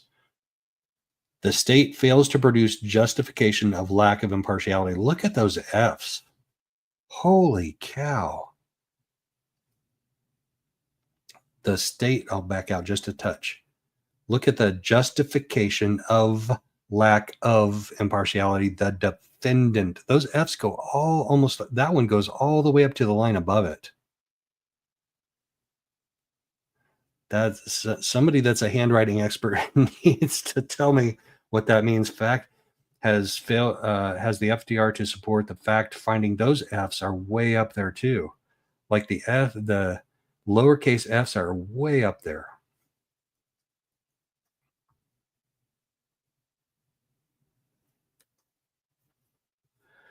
This lack of to support the fact finding that the court supported the state's objections. The defendant was unable to admit exhibits as the state and the courts continued to state. She would open the door to her prior convictions. She was denied sidebar, denied photos for representation of cross-examination because the defendant's investigator, and again, these F's are way up here, was ill with the same symptoms as the defendant. See exhibits 192, 193, and 194, which are attached to the defendant's motion as exhibit 2. Abuse of discretion, denial of Rule 13.5 hearing. The court denied request, stating that the defendant was not entitled to a probable cause hearing. The state asked the court to proceed with 2 aggravating factors. The legal sufficiency of an alleged aggravating circumstance allows a defendant to request a probable cause determination for alleged aggravators. The right to double jeopardy protection from subsequent prosecution. That's a mouthful. She learned that from something somewhere. The right to double jeopardy protection from subsequent prosecution and original charge, USCA Constitutional Amendment 5th, 16th AARS. So it's Arizona something, Rules of Criminal Procedure, Rule 13.5 BC and Rule 16.1B. State versus Delgado, 174. She's citing case law here, blah, blah, blah. Maricopa County reversed and remanded. The court abused its discretion for late disclosure, Rule 15.7. Tammy Lachik's testimony. Because Ms. Lachik refused to testify during trial, the court allowed to present hearsay from Ms. Lachik's former colleague, Detective Pillar. Break time again.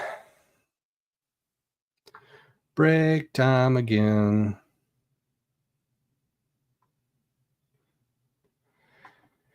Yeah, well, she has. Yeah, that boop, boop, boop, boop, boop. So she has a paralegal that has so many hours that she can spend with her. And I think that the typewritten motions we see from the defense are probably when she assigns them to the paralegal to produce on a computer with a printer, right? The handwritten ones may be when she asks the paralegal to spend her limited number of hours that she has to actually look up case law and legal arguments instead of typing things out on the computer and printing them on a printer. It's like Lonnie Dworkin only had a total of 10 hours assigned to take care of her quote unquote expert witness research. And imagine if that included his time on the stand, because he would have been on the stand for an hour to 2 hours with her and an hour to 2 hours with Trina Kay. And he spent 4 hours on the phone with Jeff White one morning trying to figure out the gray key interpretation stuff unsuccessfully. So she has a certain amount of hours. The paralegal has a certain amount of hours that she can spend with her. Yes, Salty. Hello. Interns rate motions. Gotcha. Gotcha. Oh, and there were interns in court, a lot. Could have been written by an intern. Boom. There we go. That makes sense.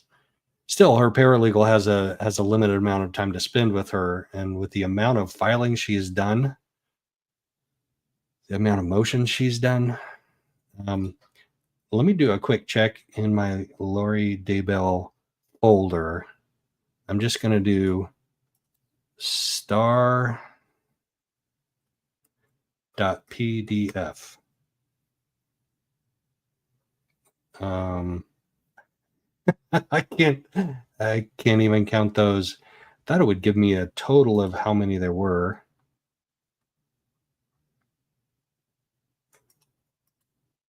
And I don't even have close to all of them. Combine files in Acrobat. No, I don't want to do that. It won't tell me how many there are. There are a lot of filings. There's a lot of filings. And limited hours that a paid person like the paralegal would get with her. But yes, thank you for that, Salty. That makes sense. You don't think the handwritten one was written by Lori? Oh, that's interesting. That might explain the lowercase r. But it doesn't explain the huge lowercase f's. All right, back to the document. After Detective Pillar, the state presentation of expert testimony should have been excluded when expert testimony is offered as evidence. Actually, Salty, that makes me wonder. Yeah. Yeah, I noticed that like right away when I saw this, but that would explain also if this was not handwritten by Lori, this would explain why some of the grammar and sentencing isn't correct, because they're trying to like put together Lori's thoughts on paper, like third hand. So she's like trying to explain to them and they're trying to write in a hurry, or maybe they're taking like notes and then they go back and they take their notes and they put them on paper. That would explain a lot, actually.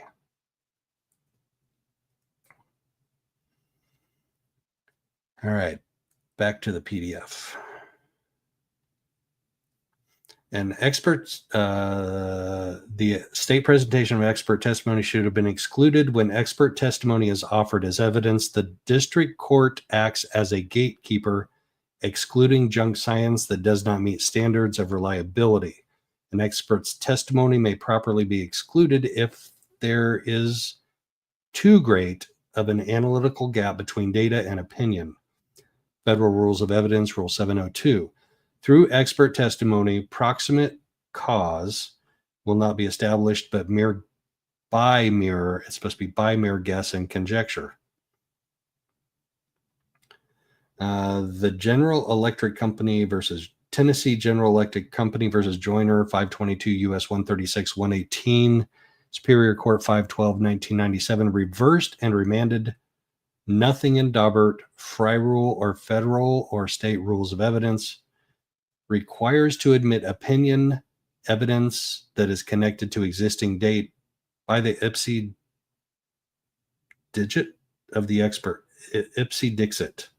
Not familiar with that Latin term. Ipsi dixit. Somebody look that up for me. I can't pay attention to this and chat and do like 3 things again. Hi, Megan. Welcome in. I'm trying to work my way through this handwritten stuff that hopefully is her last motion or her last filing before D-Day. I've been watching online, haven't seen anything else filed. This is her response to the state's motion, to the state's response to her motion for a new trial on June 23rd. 6 pages, handwritten, some of it not understandable. I was at Ipsi Dixit. Requires to admit opinion evidence that is connected to existing data by the Ipsi Dixit of the expert. Also, Williams versus U.S. 500 Federal 2D 105 1974. Maricopa County expert credibility tainted. And state versus, this definitely seems like somebody's crib notes from a conversation with her kind of written out in a semi-text format, in a semi-argument format. 563-1995, Maricopa County. Reversed remanded DNA sample fry rule. Those are like crib notes. Those are like somebody like taking things down like, hey, let's talk about this. Let's see what we can find. Or they're going through their law books, or they're, it's a conversation, or it's a going through law books and trying to not turn 6 pages into 20 pages. I like having these open conversations. Ipsy Dixit is an unproven statement. Thank you.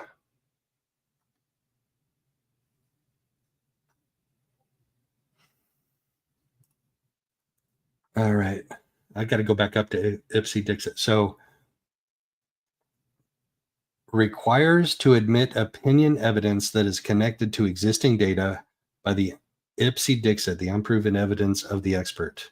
Okay, we're seeing some of that in the Rex Herein hearing the other day that Salty you had up on yours, because they're using a DNA analysis tool that is not widely accepted, and the defense called a defense witness to challenge that evidentiary analysis of the DNA.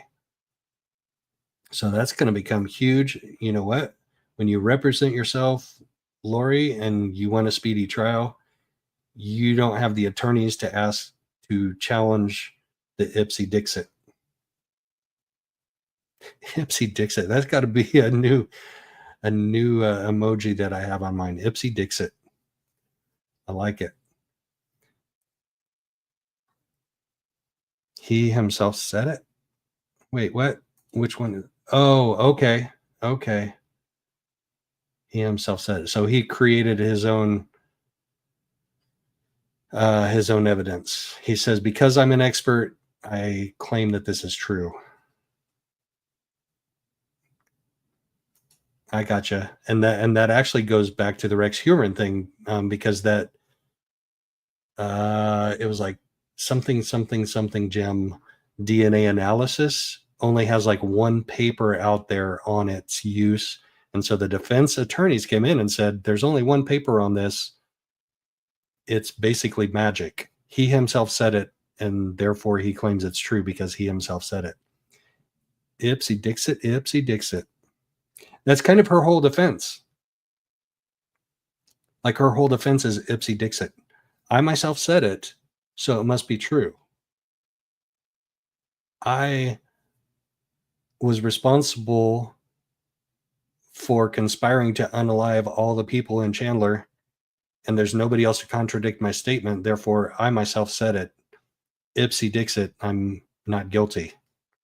That was basically her argument to the jury. I think in closing statements, if she made one that was intelligible, not intelligent, intelligible.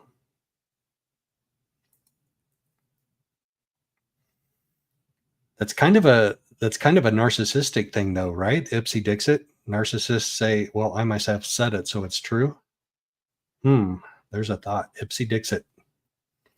By allowing the gunshot residue and DNA evidence without sufficient foundation and the denial of right to confront witnesses, Ms. Lachik, on June 3rd, 2025, in the middle of trial, indicated she would not be testifying.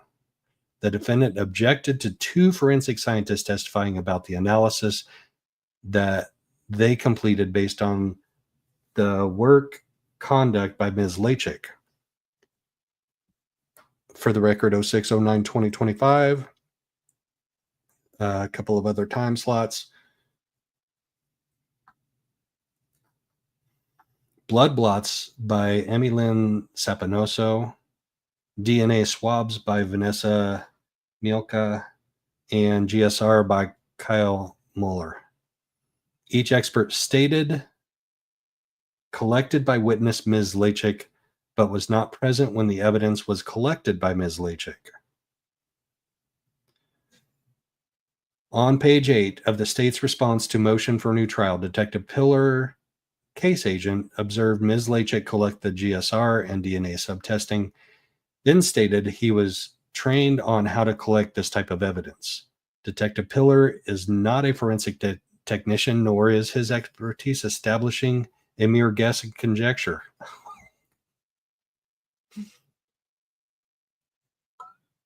There's some shade. That had to have come from her.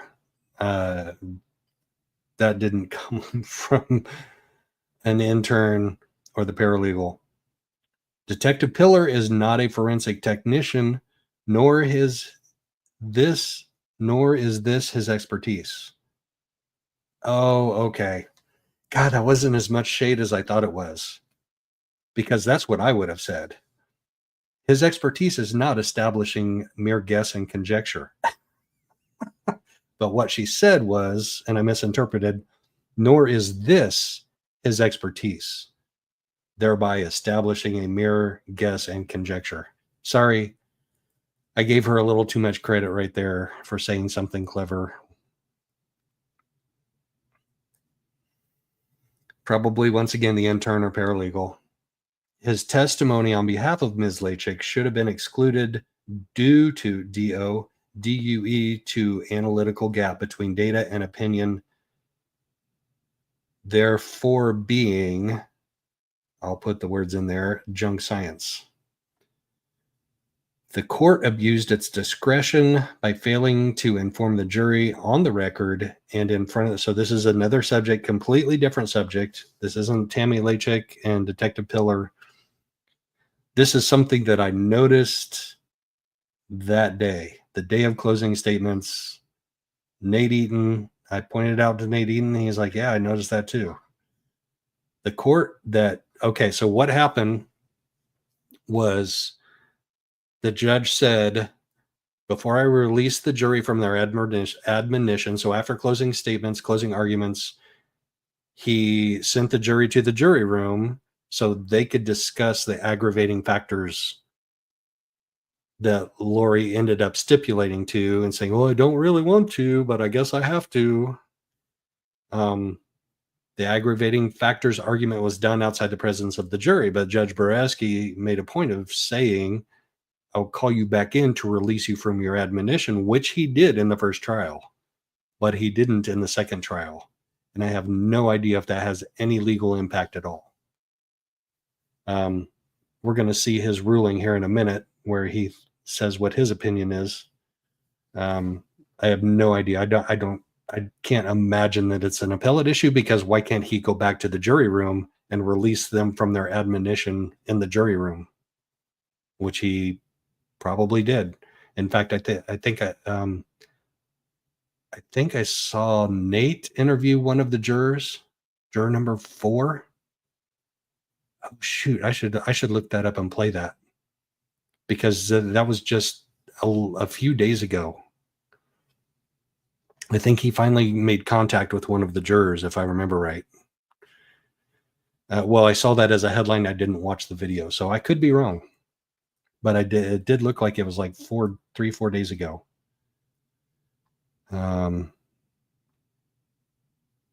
Wait, what?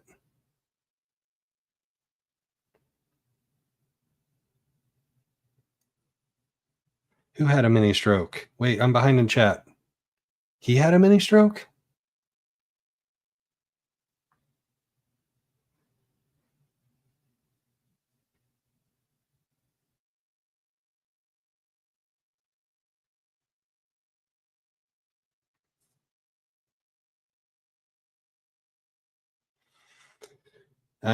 If that's true, that's sad, and prayers for him for sure.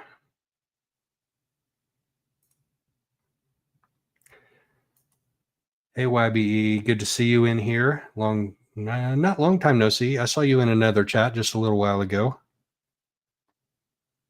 But good to see you in here. Happy Saturday, as we try and figure out some of this craziness. He just posted. All right. Breaking news.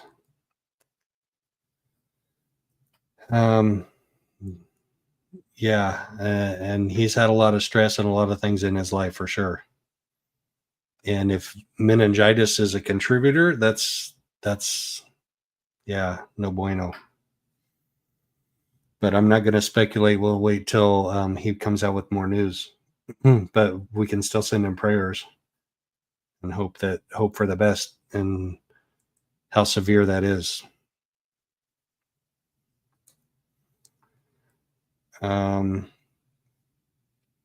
This alone supports. Okay, Megan, you got to go look that stuff up. Where'd it go? Where'd it go? No, Ipsy Dixit. I'm going to say Ipsy Dixit. I took Spanish in high school and college, so I understand the I's are E's, but I'm going to say Ipsy Dixit. The I's are E's and the E's are A's. Ipsy Dixit. Ipsy Dixit is funner to say. You got notification from Colby?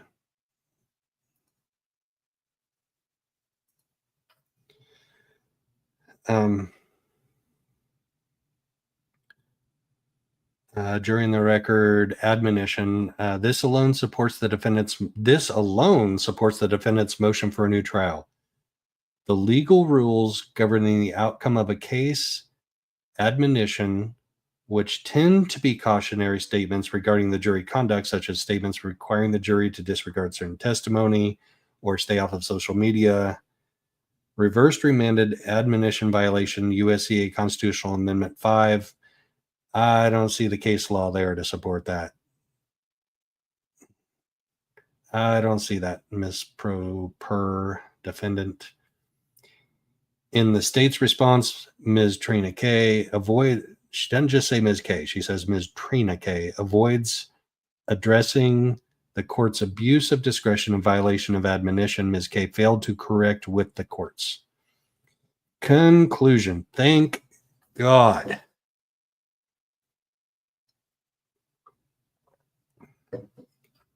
Based on the above fact-finding, the state has failed to actual facts to support their claim.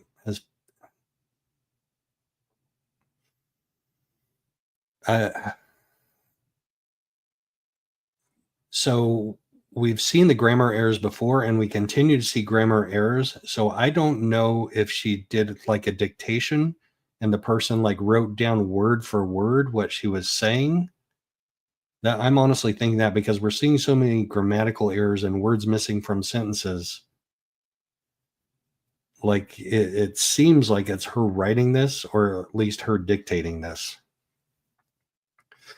Based on the above fact finding, the state has failed to actual facts to support their claim. The state lacks justification in all the above. The defendant request for motion for new trial should be granted based on bias, prejudice, abuse of discretion, and most importantly, the violation of admonition. Most importantly, the violation of admonition, which the state is desperately avoiding. Submitted the blank day of blank 2025. Lori Daybell, pro per, page 5 of 6. Judge, Commissioner. Interesting. Kind of.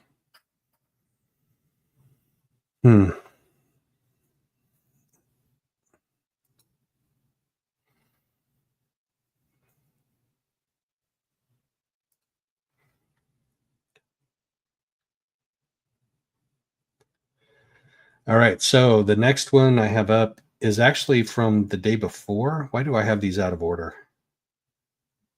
I don't think it matters in this case. This is a minute entry from the court the day before. Okay.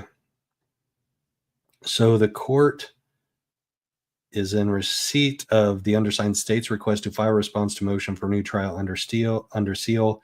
So he allowed the state's response to her request to be entered under seal on the 9th. That what we just saw was on the 10th.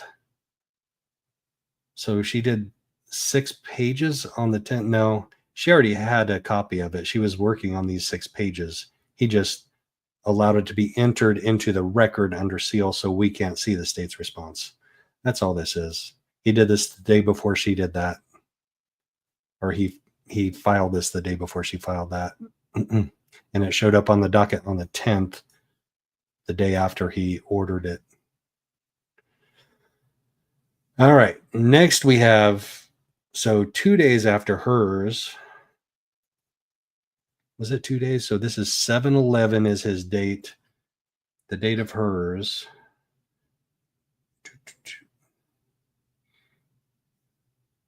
State motion.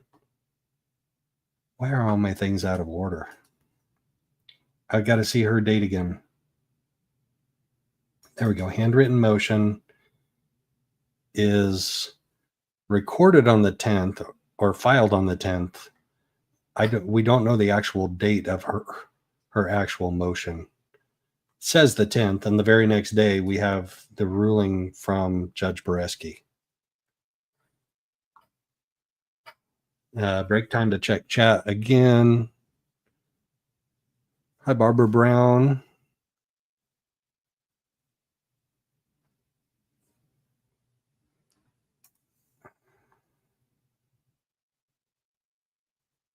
Yes. Follow the money. Follow the money.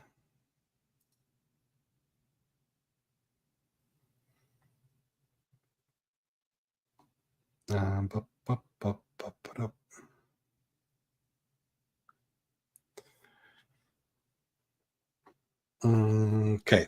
Judge Beresky's minute entry, which is really his ruling on these documents here. The court has received and reviewed. I'm going to zoom in even a little more. There we go. Now people with smaller screens can see it.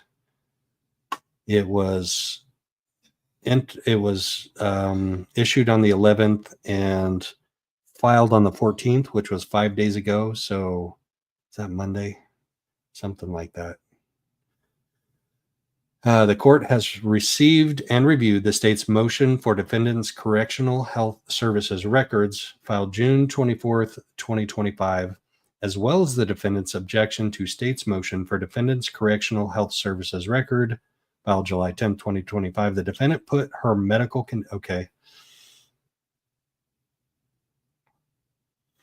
The defendant put her medical condition at issue by claiming she was too sick to proceed with trial, contrary to the court's findings that there was no objective medical evidence to support the defendant's claim that she was medically unable to proceed to trial. The defendant also interjected a specific diagnosis into some of her pleadings for which there was no evidence other than the defendant's statements.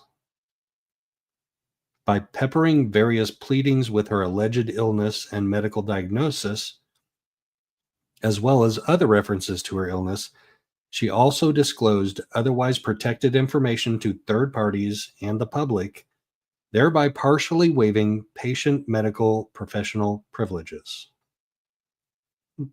You put that in your filing. So if she had an attorney besides herself, someone who is actually familiar with the law, maybe that person would have filed a similar motion to Trina Kay's motion to file her motion under seal. Say, I'm going to file a response to the state's motion for defendant's a response to the state's motion for a new trial. This is not the judge's ruling on the motion for a new trial. That's what I thought it was. This is a response. Okay. So back on June 24th. So I've got to reset my mindset. I thought this was a response to her motion for a new trial. We don't have that yet. So the document that I just read, her handwritten document, has nothing to do with this ruling by Judge Beresky. This is about the state's motion for defendant's correctional health services records filed June 24th, to which Lori objected to on July 10th. Do we not have that? Let me look at the... Yeah, this is the one we just read was the state's response to the defendant's motion for a new trial. But what this one is saying... Is that thunder outside? I think we got a thunderstorm rolling up in here. This is... I don't think I've seen this. So I need to go check the docket. I may find that Nate Eaton juror interview and play that while I take a little side trip. This is the... Okay, objection to state's motion for defendant's correctional health services records. I definitely need to check the docket for that. I have not seen that. I saw what we just saw, and I thought this was a response to that. This is something else. So this is about her health service records, CHS, correctional health service records. The defendant put her medical condition at issue. Hold on, let me check chat. Hi, June. Good to see you in here.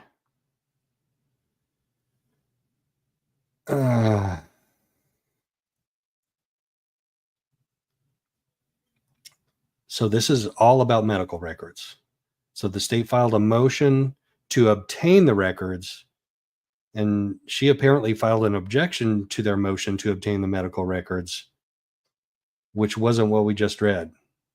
The defendant put her medical condition at issue by claiming she was too sick to proceed with trial, contrary to the court's findings that she was medically unable to proceed to trial.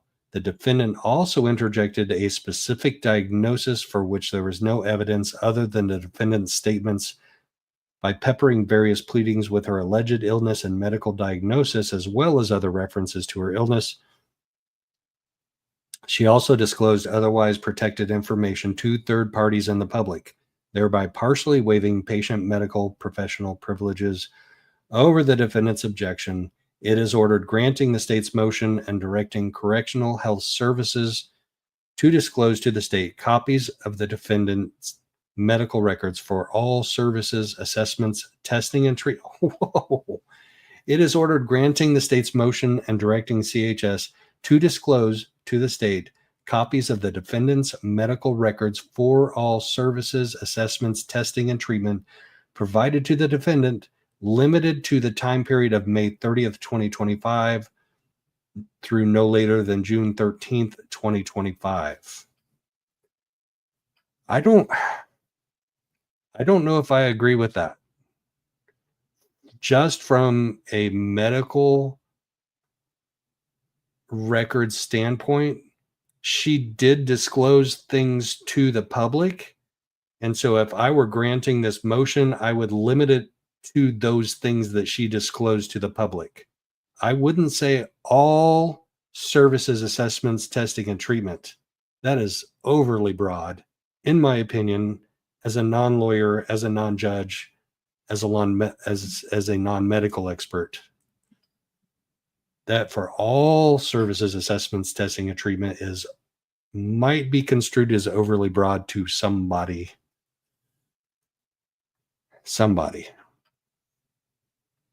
Oh, all right. You may disagree with me. You're welcome to disagree with me. A lot of people are like, anything that Lori has to say, she can just shut up, and she opened the door. She opened the door, and she opened the door a lot. And he kept her from opening the door a few times when that could have gone really bad.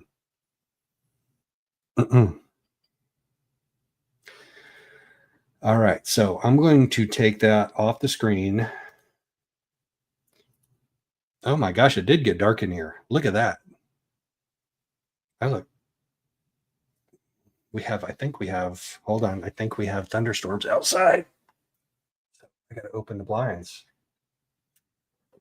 There we go. Now it's not so dark in here. Yeah, we got thunderstorms rolling through. I love thunderstorms, if I haven't said that before. So while I'm just here rambling aimlessly, I'm going to look for that juror interview and I'm going to play that. If I can find it again. I was just scrolling through and just happened to be like, wait, what? He got an interview with a juror? It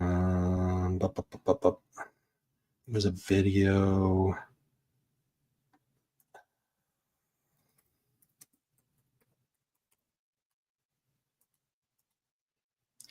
YouTube video sorting is so weird because it won't let you sort by date. At least it won't let me sort by date.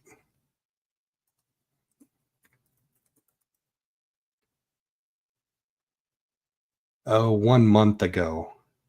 1 month ago. Oh, this was from her Idaho trials.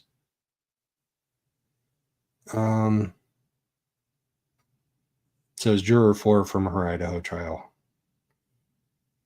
Sorry, I got your hopes up. I got my hopes up too.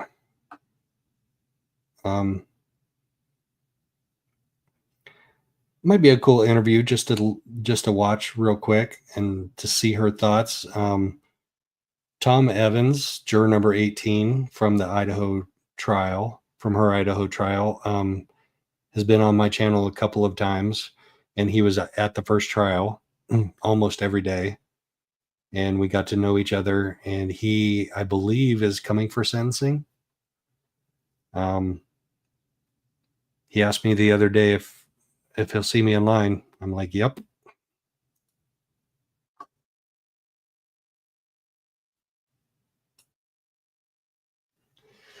And the jurors' reactions to this is so interesting.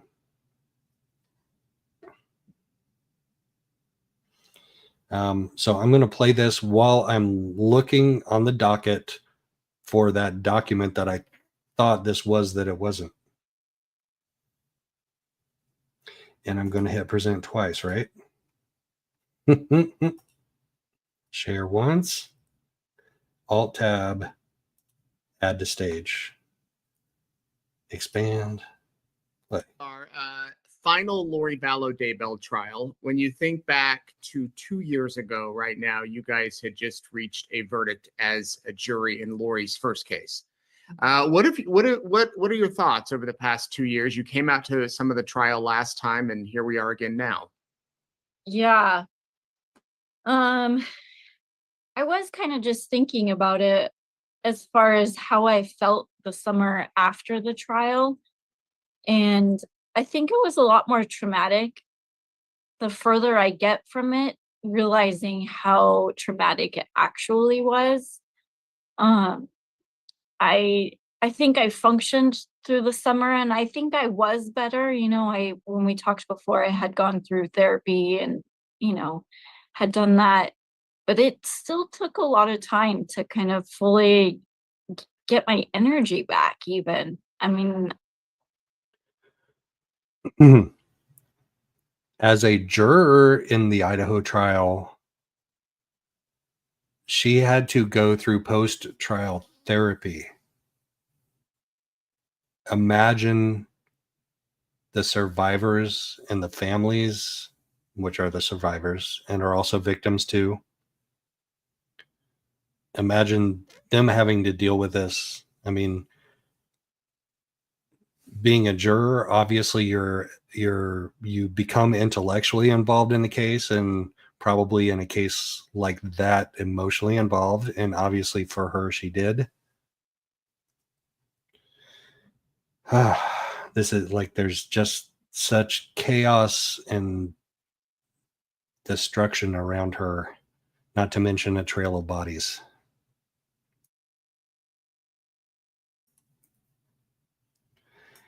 Okay, don't tell me that the audio was off again. All right, I'll mute the other one and not that one. Starting over from the beginning in case you guys couldn't hear the audio. Vallow Daybell trial. When you think back to 2 years ago, right now, you guys had just reached a verdict as a jury in Lori's first case. What are your thoughts over the past 2 years? You came out to some of the trial last time, and here we are again now. Yeah. I was kind of just thinking about it as far as how I felt the summer after the trial. And I think it was a lot more traumatic the further I get from it, realizing how traumatic it actually was.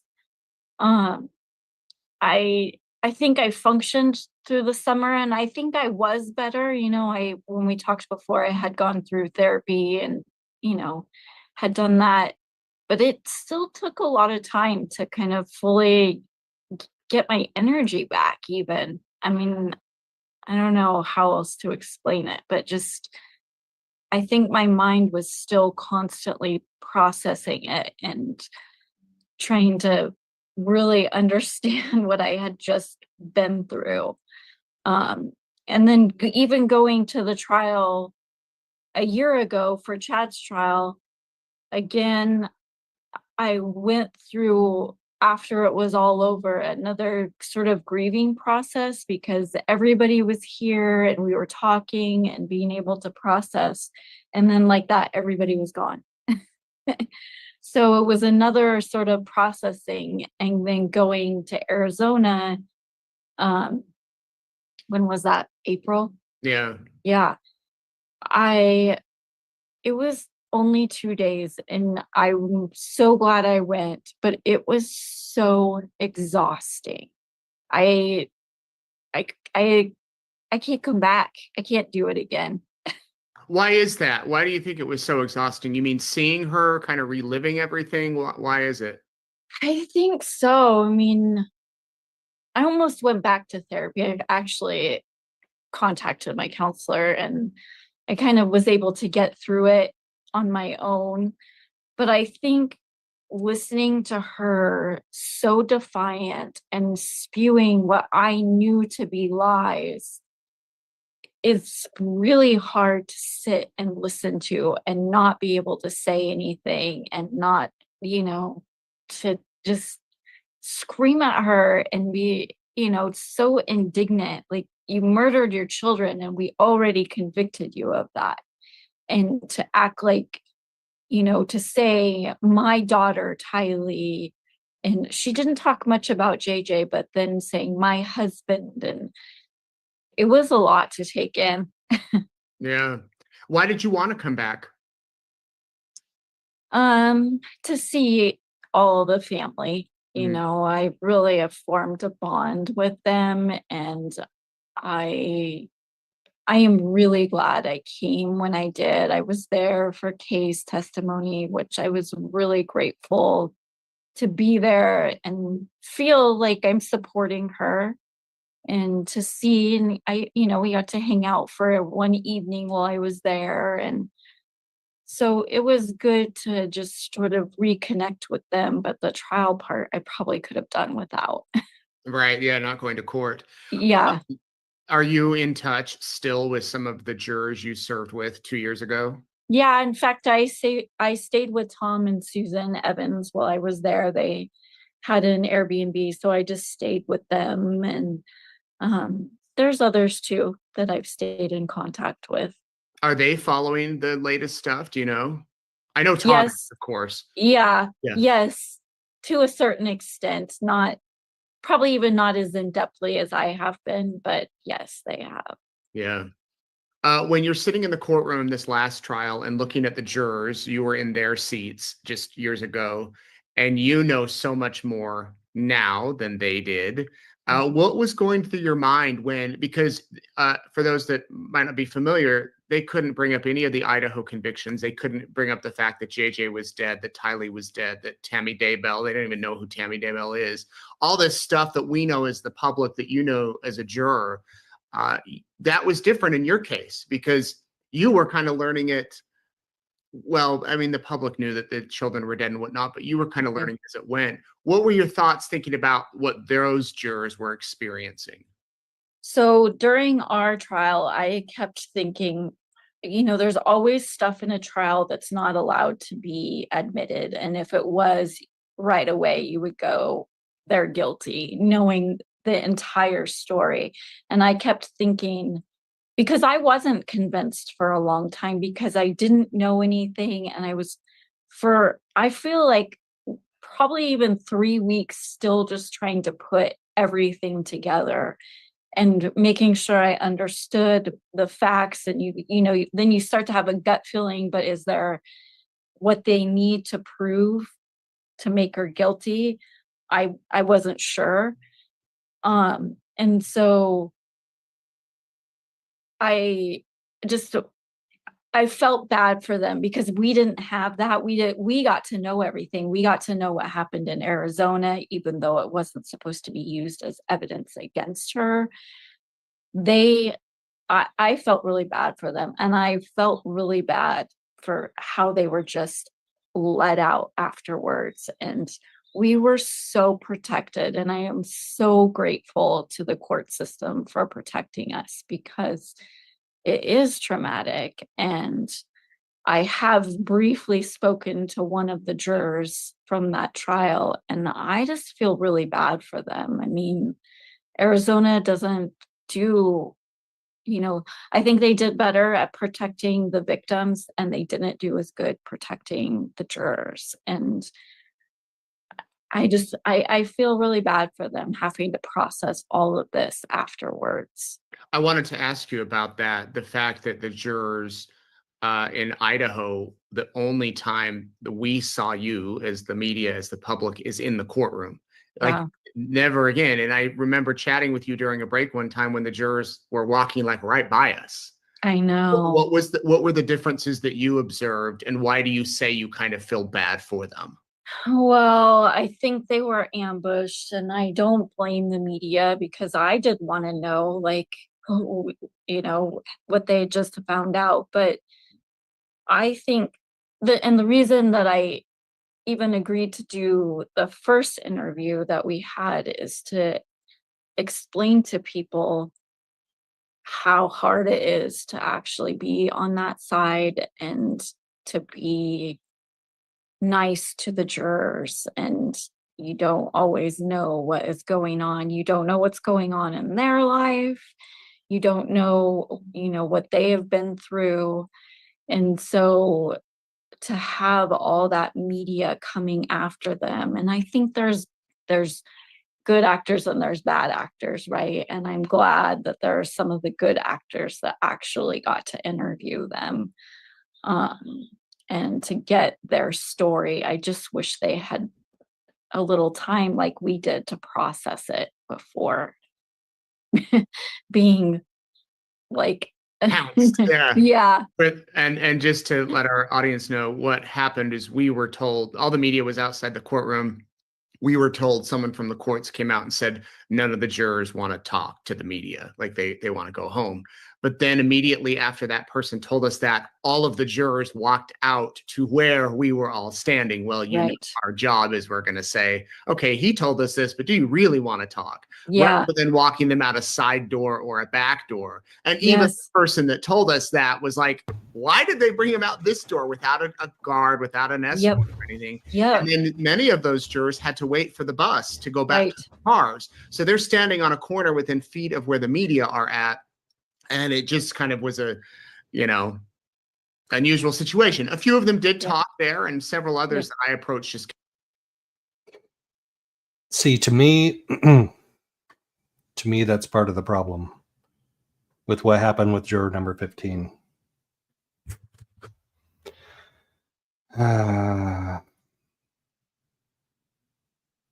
So the way that Nate described it is what happened. A member of the court came out, and I think it might have been Vincent that came out, the public information officer, that said none of the jurors want to talk with you. But then they came right out the front door of the courthouse. Not all of them did. Most of them did. And had to stand literally like 50 to 60 feet away from where the media staging area was. Like the court security officers have to come out, not have to come out. They do come out like part of their organizational process. And they have this plastic sign that they put out on a concrete pad that says this is the media staging area. And that's where the media that doesn't go in the courtroom sets up their cameras, sets up their microphones, and expects some type of a press conference afterwards. So to send the jurors out that front door right through the media staging area is what led to exactly what happened. So 2 of them got swarmed right away. And then Carl got like caught again, like down by the bus stop or down by the crosswalk. And then Tasha got caught right there about the same area. And then Lauren caught her again in the parking garage. So to say one thing to the media and then to not handle it well the other way, they learned their lesson, because in the second trial, which is why I thought if Nate got an interview with one of the jurors from the second trial, I was going to be extremely impressed. I mean, I'm already anyway. They took them all out the side door and they were gone before we knew it. Like if you were watching my live that day, I walked down to where somebody said, "Oh, there's the bus there," and that's where they're loading the jurors. And by the time I got there, they were long gone.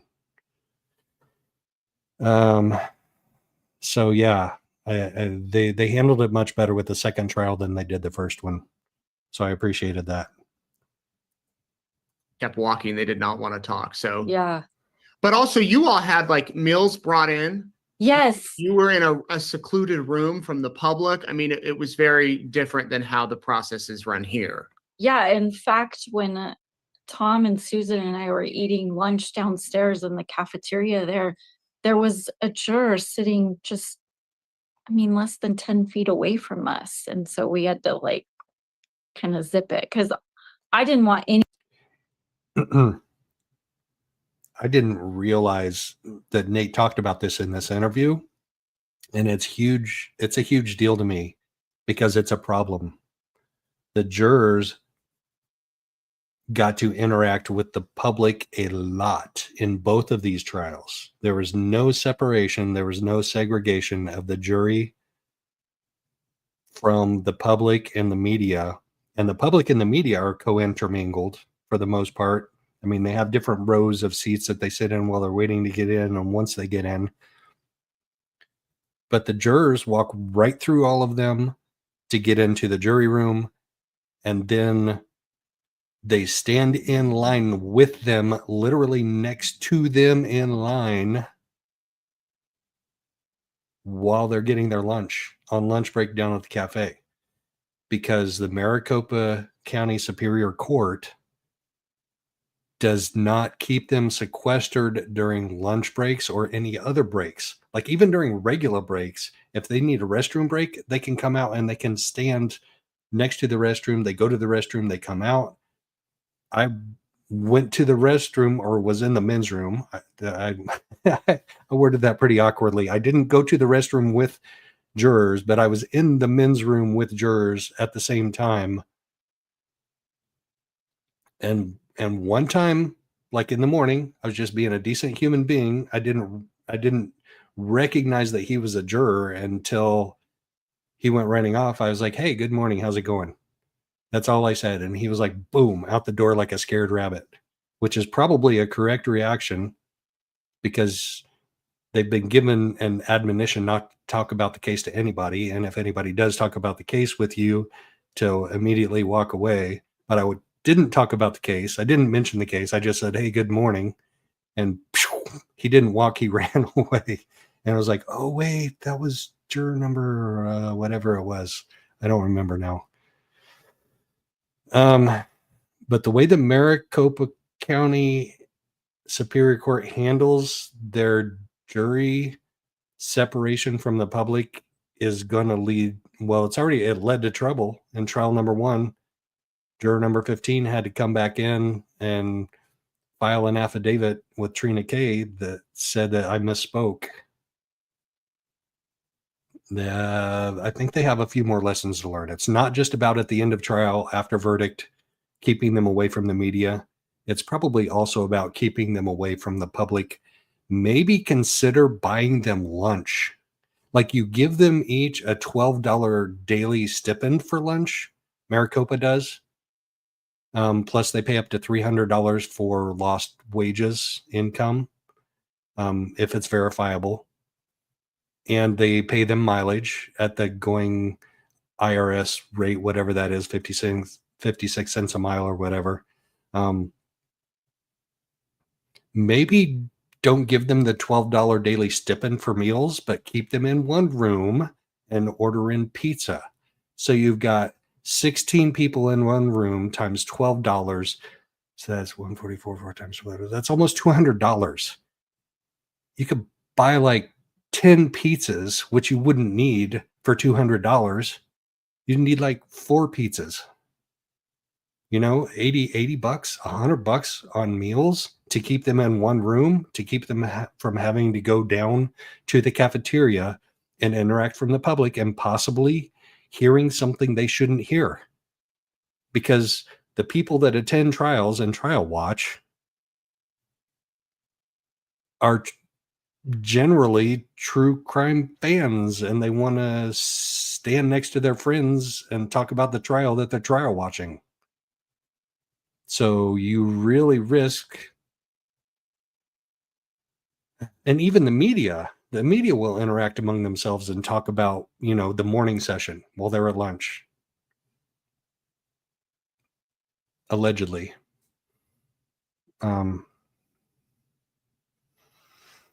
So yeah, I think Maricopa County Superior Court should probably rethink not keeping the jurors in a jury room for lunch and not buying them lunch. You could actually save money. I'm like helping your taxpayers. Like 12 times 60. Oh, wait. All right. I got to do the math now. I made myself do the math in my head. So 12 times 12 is 144. 4 times 12 is 48. So that's 192. That's $192. I didn't have to bring up the calculator. I'm mathing on the fly.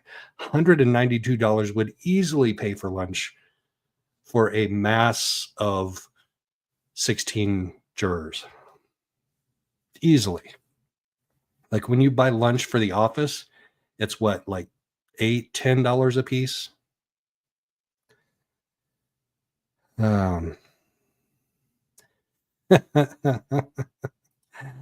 Yeah, allegedly no members of the media said anything about the trial in front of any jurors in line in the cafe ever.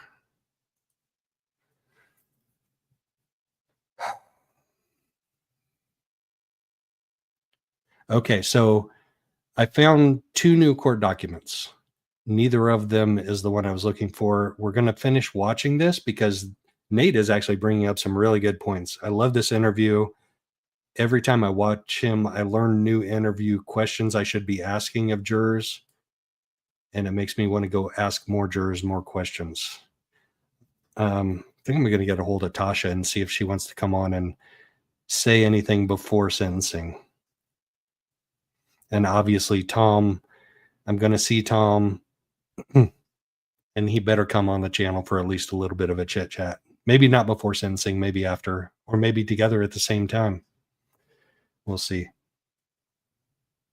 Anything to happen. I mean, we all know how serious it is that if you never want to have a mistrial and you don't, you know, one of our jurors who talked afterwards ended up with the sort of the same thing where they wanted the case dismissed because of, even if it was something innocent, they're going to take anything that you say and twist it and try to get, you know, a mistrial.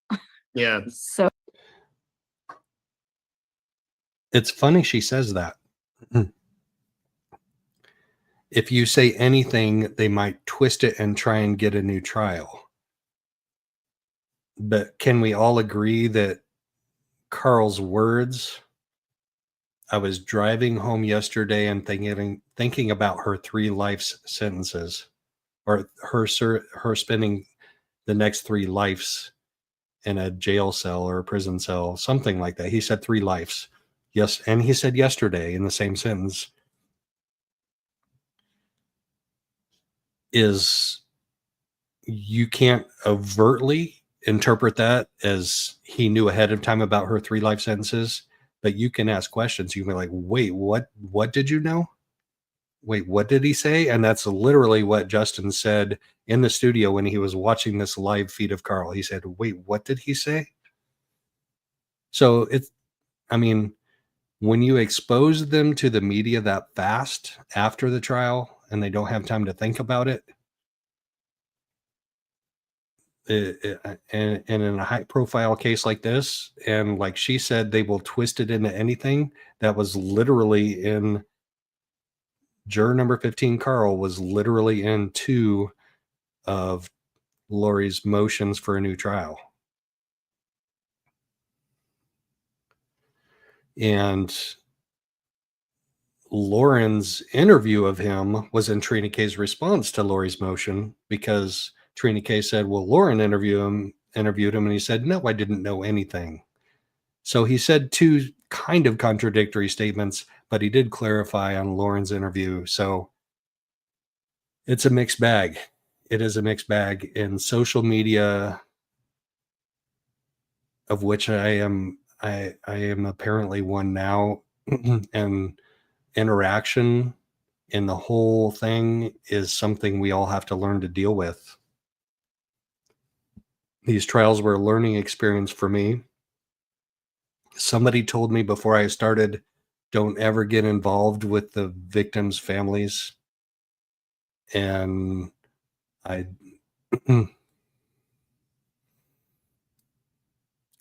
don't regret any of the people that I've met and gotten to know and appreciate through this process.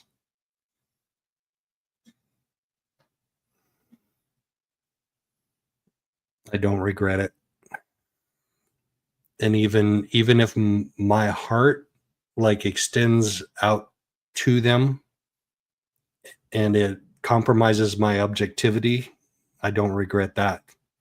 And to be honest, that's kind of one of the benefits of being on YouTube, or being on social media of any kind, because it's my channel and I can feel how I want to.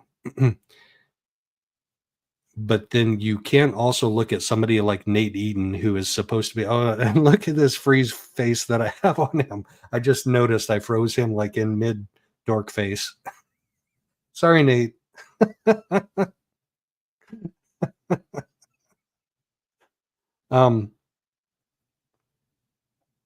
His objectivity may be tainted by financial interests in East Idaho News. I mean, you can't claim that he's any more objective than I am or any less objective than I am. All right, I'm going to keep playing this. Oh. So what would your advice be to, I know the potential jurors are not watching this as far as the potential jurors in Brandon's case, but Right. if you were able to give them some advice today, what would you say? Before the trial starts, as we get going next week, hopefully. I don't know. I mean, it's going to be a process, but it's important. It's our civil duty, which I didn't really grasp that before actually going through this process. Everybody's like, oh, I have jury duty, it's like, and then like yesterday when those potential jurors were asked to come back on Monday, I would have been so frustrated. But then the system can't work unless we all participate in it. And so I would say that it's worth it in the end, that what you do it's noble, it's important, and she needs to be brought to justice for everybody. I know you get a lot of questions about why continue to go through the trials in Arizona, but Charles deserves the same respect as Brandon deserves in getting their justice. And Brandon, has been there and he'll continue to be there through the trial. Very good. Laura, anything that you want to add? Are you going to follow this one? Probably not closely. I'm trying to it sucks you right back in though. I'm like, no, I don't want to watch. And I've been so busy that I really just kept on whatever updates you've given. So maybe she has a little bit of PTSD. Thunder coming up.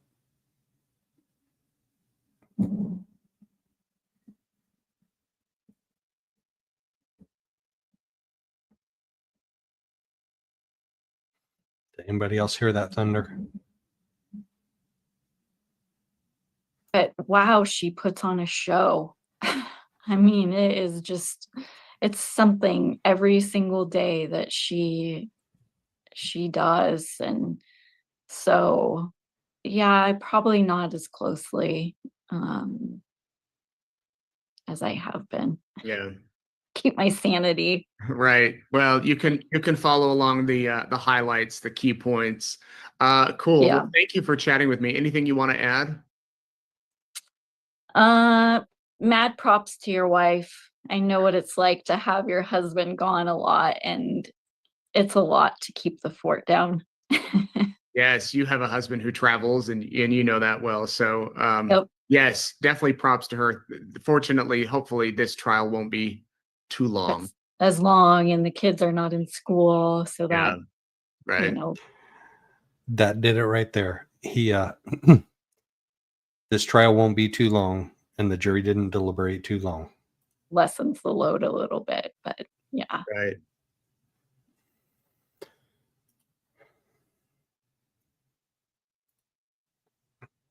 Did anybody else hear that thunder roll? That was like a 20-second thunder boomer. I love it.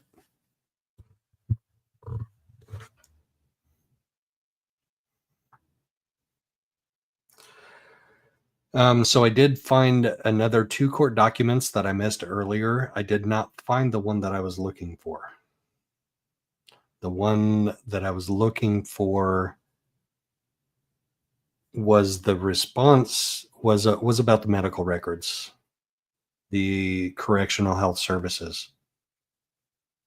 But I did find 2 other new documents.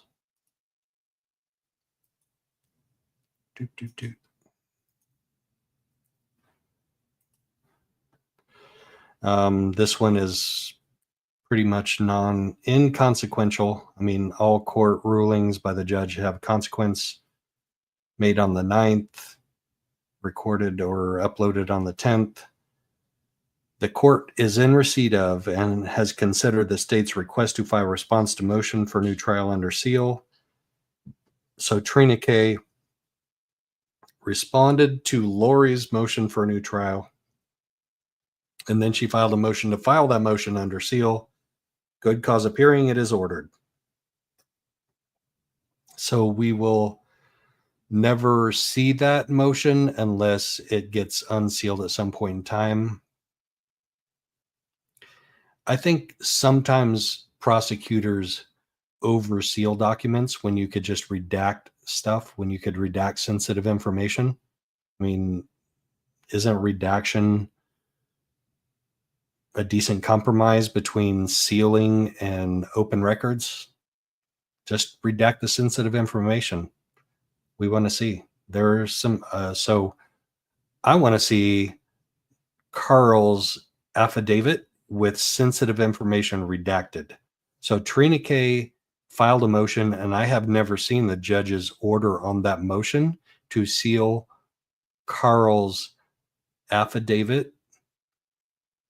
And maybe I need to go back like I did in these and see if I missed something, like if it was actually uploaded days or weeks after it was actually filed, because sometimes the court clerk can file things out of order, and they can file things days or even weeks after they've been actually, or upload them to the docket a significant period of time after they've been filed. And so if you look at things chronologically every single day, like I do, that are on the docket, you can miss things.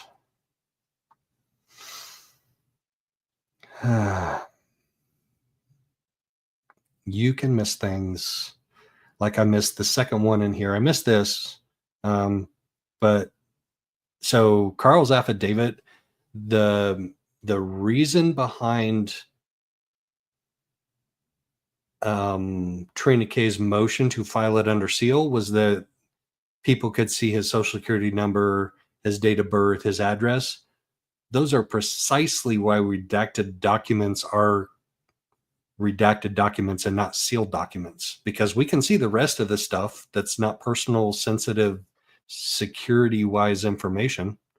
Give us the rest of the document, redact that. I don't care about that. I want to see what the affidavit says.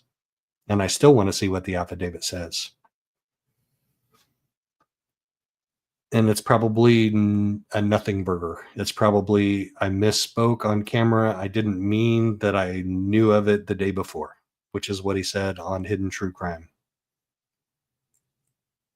It's a nothing burger, but I still want to see it. Inquiring minds want to know.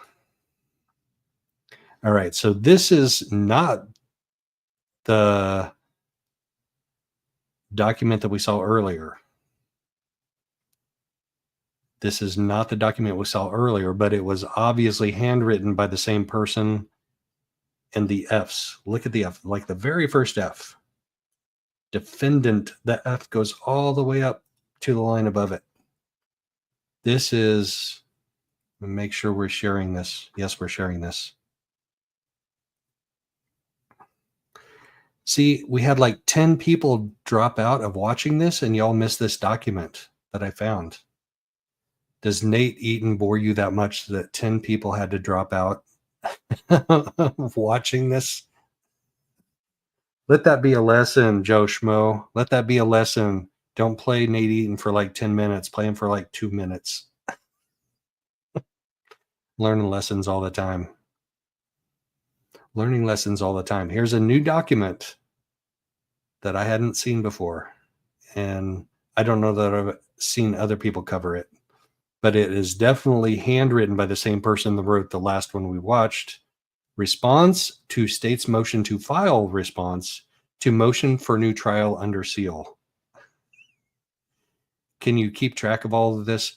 This is the response to the state's motion to file a response to the original motion for a new trial under seal. The defendant, Lori Daybell, requests that, why do you need to say her name twice? Is that also a narcissistic trait? The defendant requests that court deny the state's response to motion for new trial under seal. The state has included discussions about the defendant's health that we later sealed.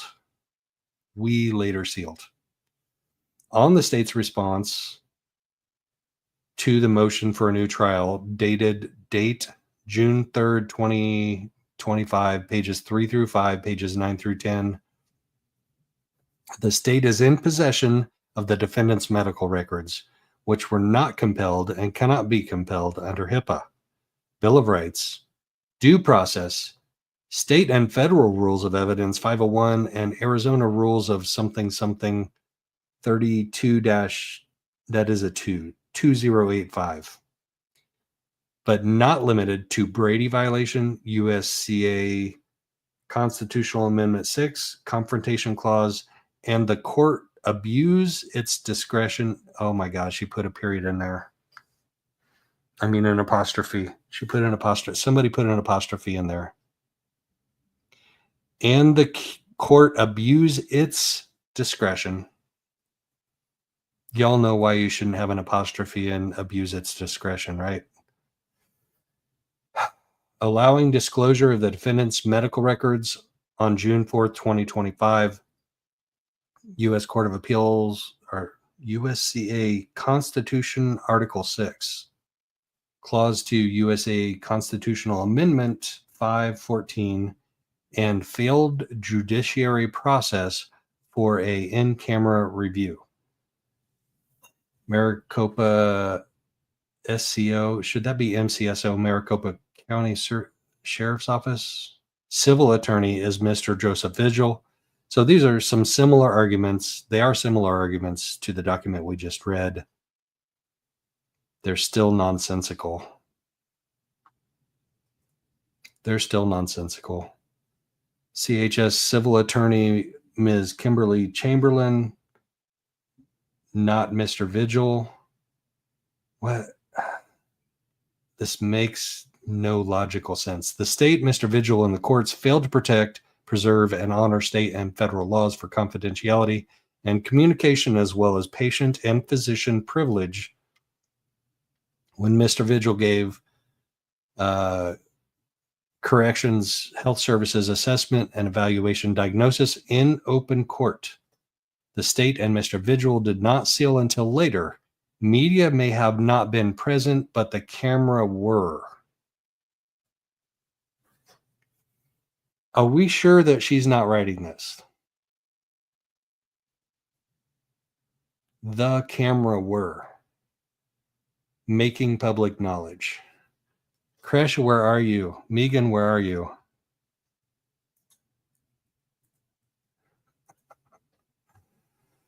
The purpose for the state's request is solely for limit and control the public's knowledge of actual facts. Okay. I connected the F and the actual that affected the outcome, or maybe it affected the outcome of the jury's verdict if the court should grant the new trial motion. The state and the court failed to correct the fundamental errors. Furthermore, the judiciary misconduct and prosecutorial misconduct has been brought to the public through media coverage. No, it's been brought to the public through your crazy filings that have no grammar sense to them at all.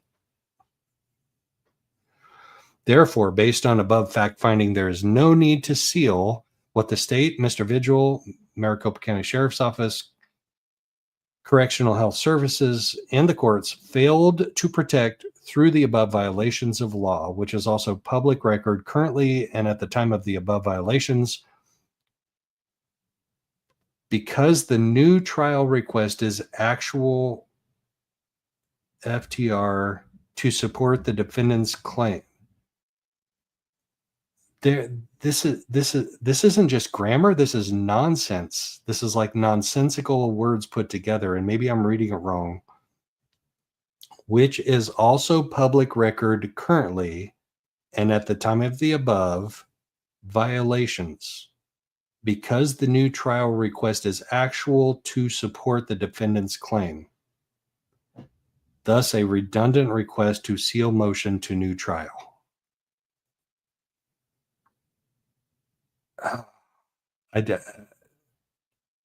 Are you sure this isn't her writing this, people? Because it feels like the jumbled mess that is her brain. The defendant requests that this court deny the state's motion to file response to new trial under seal, but seal the defendant's medical records, which were illegally obtained by Mr. Joseph Vigil, Maricopa County Sheriff's Office, Estrella Administration, and Community or Corrections Health Services. The defendant will not allow, disclose, nor consent to disclosure of confidentiality and communication privilege of any kind.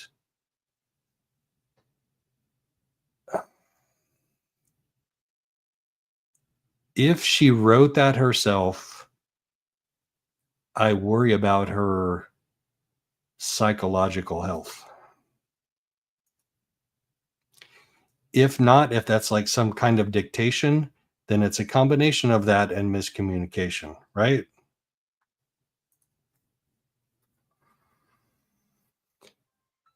Oh, somebody's texting me again. Go away, people. Go away. Go away.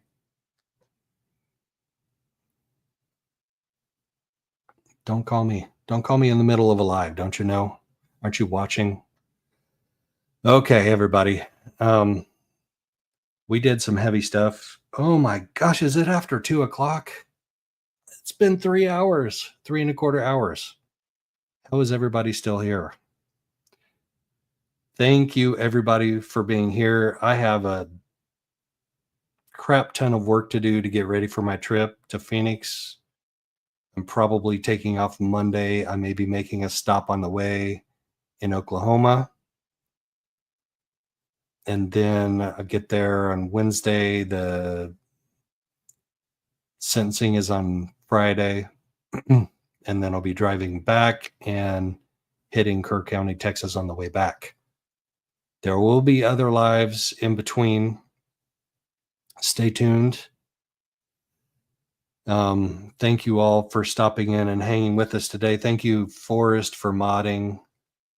And Trace was in here for a while modding too. Kresha, thank you for dropping in. Thank you for your commentary. YBE, thank you so much for your commentary too. Always appreciate talking with you. My chat BFF. And Zach, I used to be like his 367th favorite chatter, so I have moved up considerably in the rankings. Ada K, thank you for your super sticker. All of these are going to be donated to the Kerr County Fire Departments, whichever one is most in need when I go back through on my way from Phoenix. Ruby, thank you so much for that. I appreciate it. Forrest, how did I miss that? How did I miss that, Forrest? Thank you so much. That's going to a Kerr County Fire Department. And Butterfly, thank you for donating a membership. Welcome in whoever that was. I missed who that was. I'm sorry. I'm still learning how to keep track of my chat and my presentation and my content and all of the technical stuff.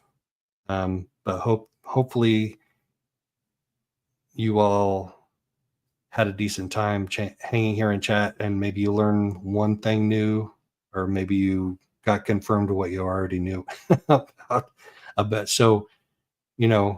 about the Hill Country flooding, about Texas, about Kerr County, and also about Lori Vallow Daybell.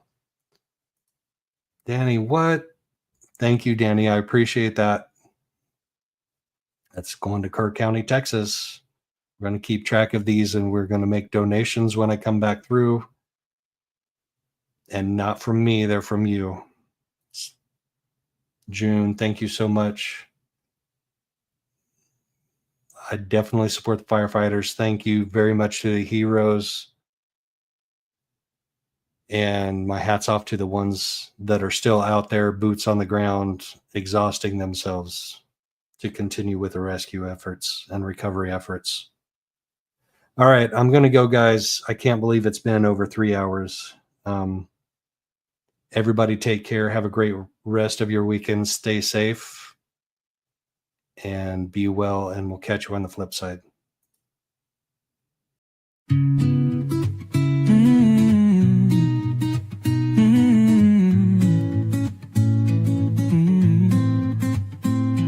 Good morning, good morning.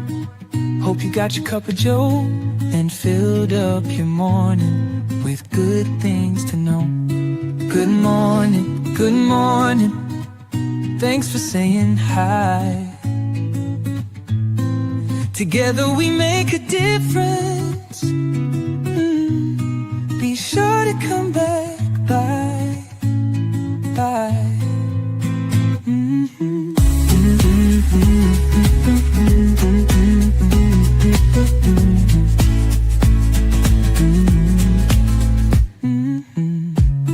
Good morning, good morning. Thanks for saying hi. Together we make a difference.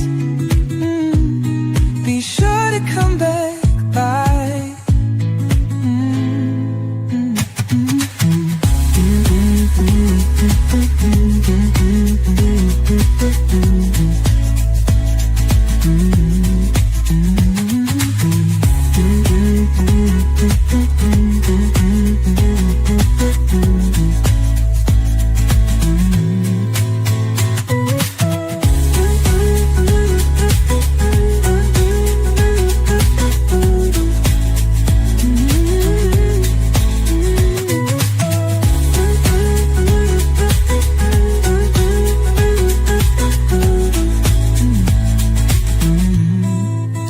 Good morning. you got your cup of joe and filled up your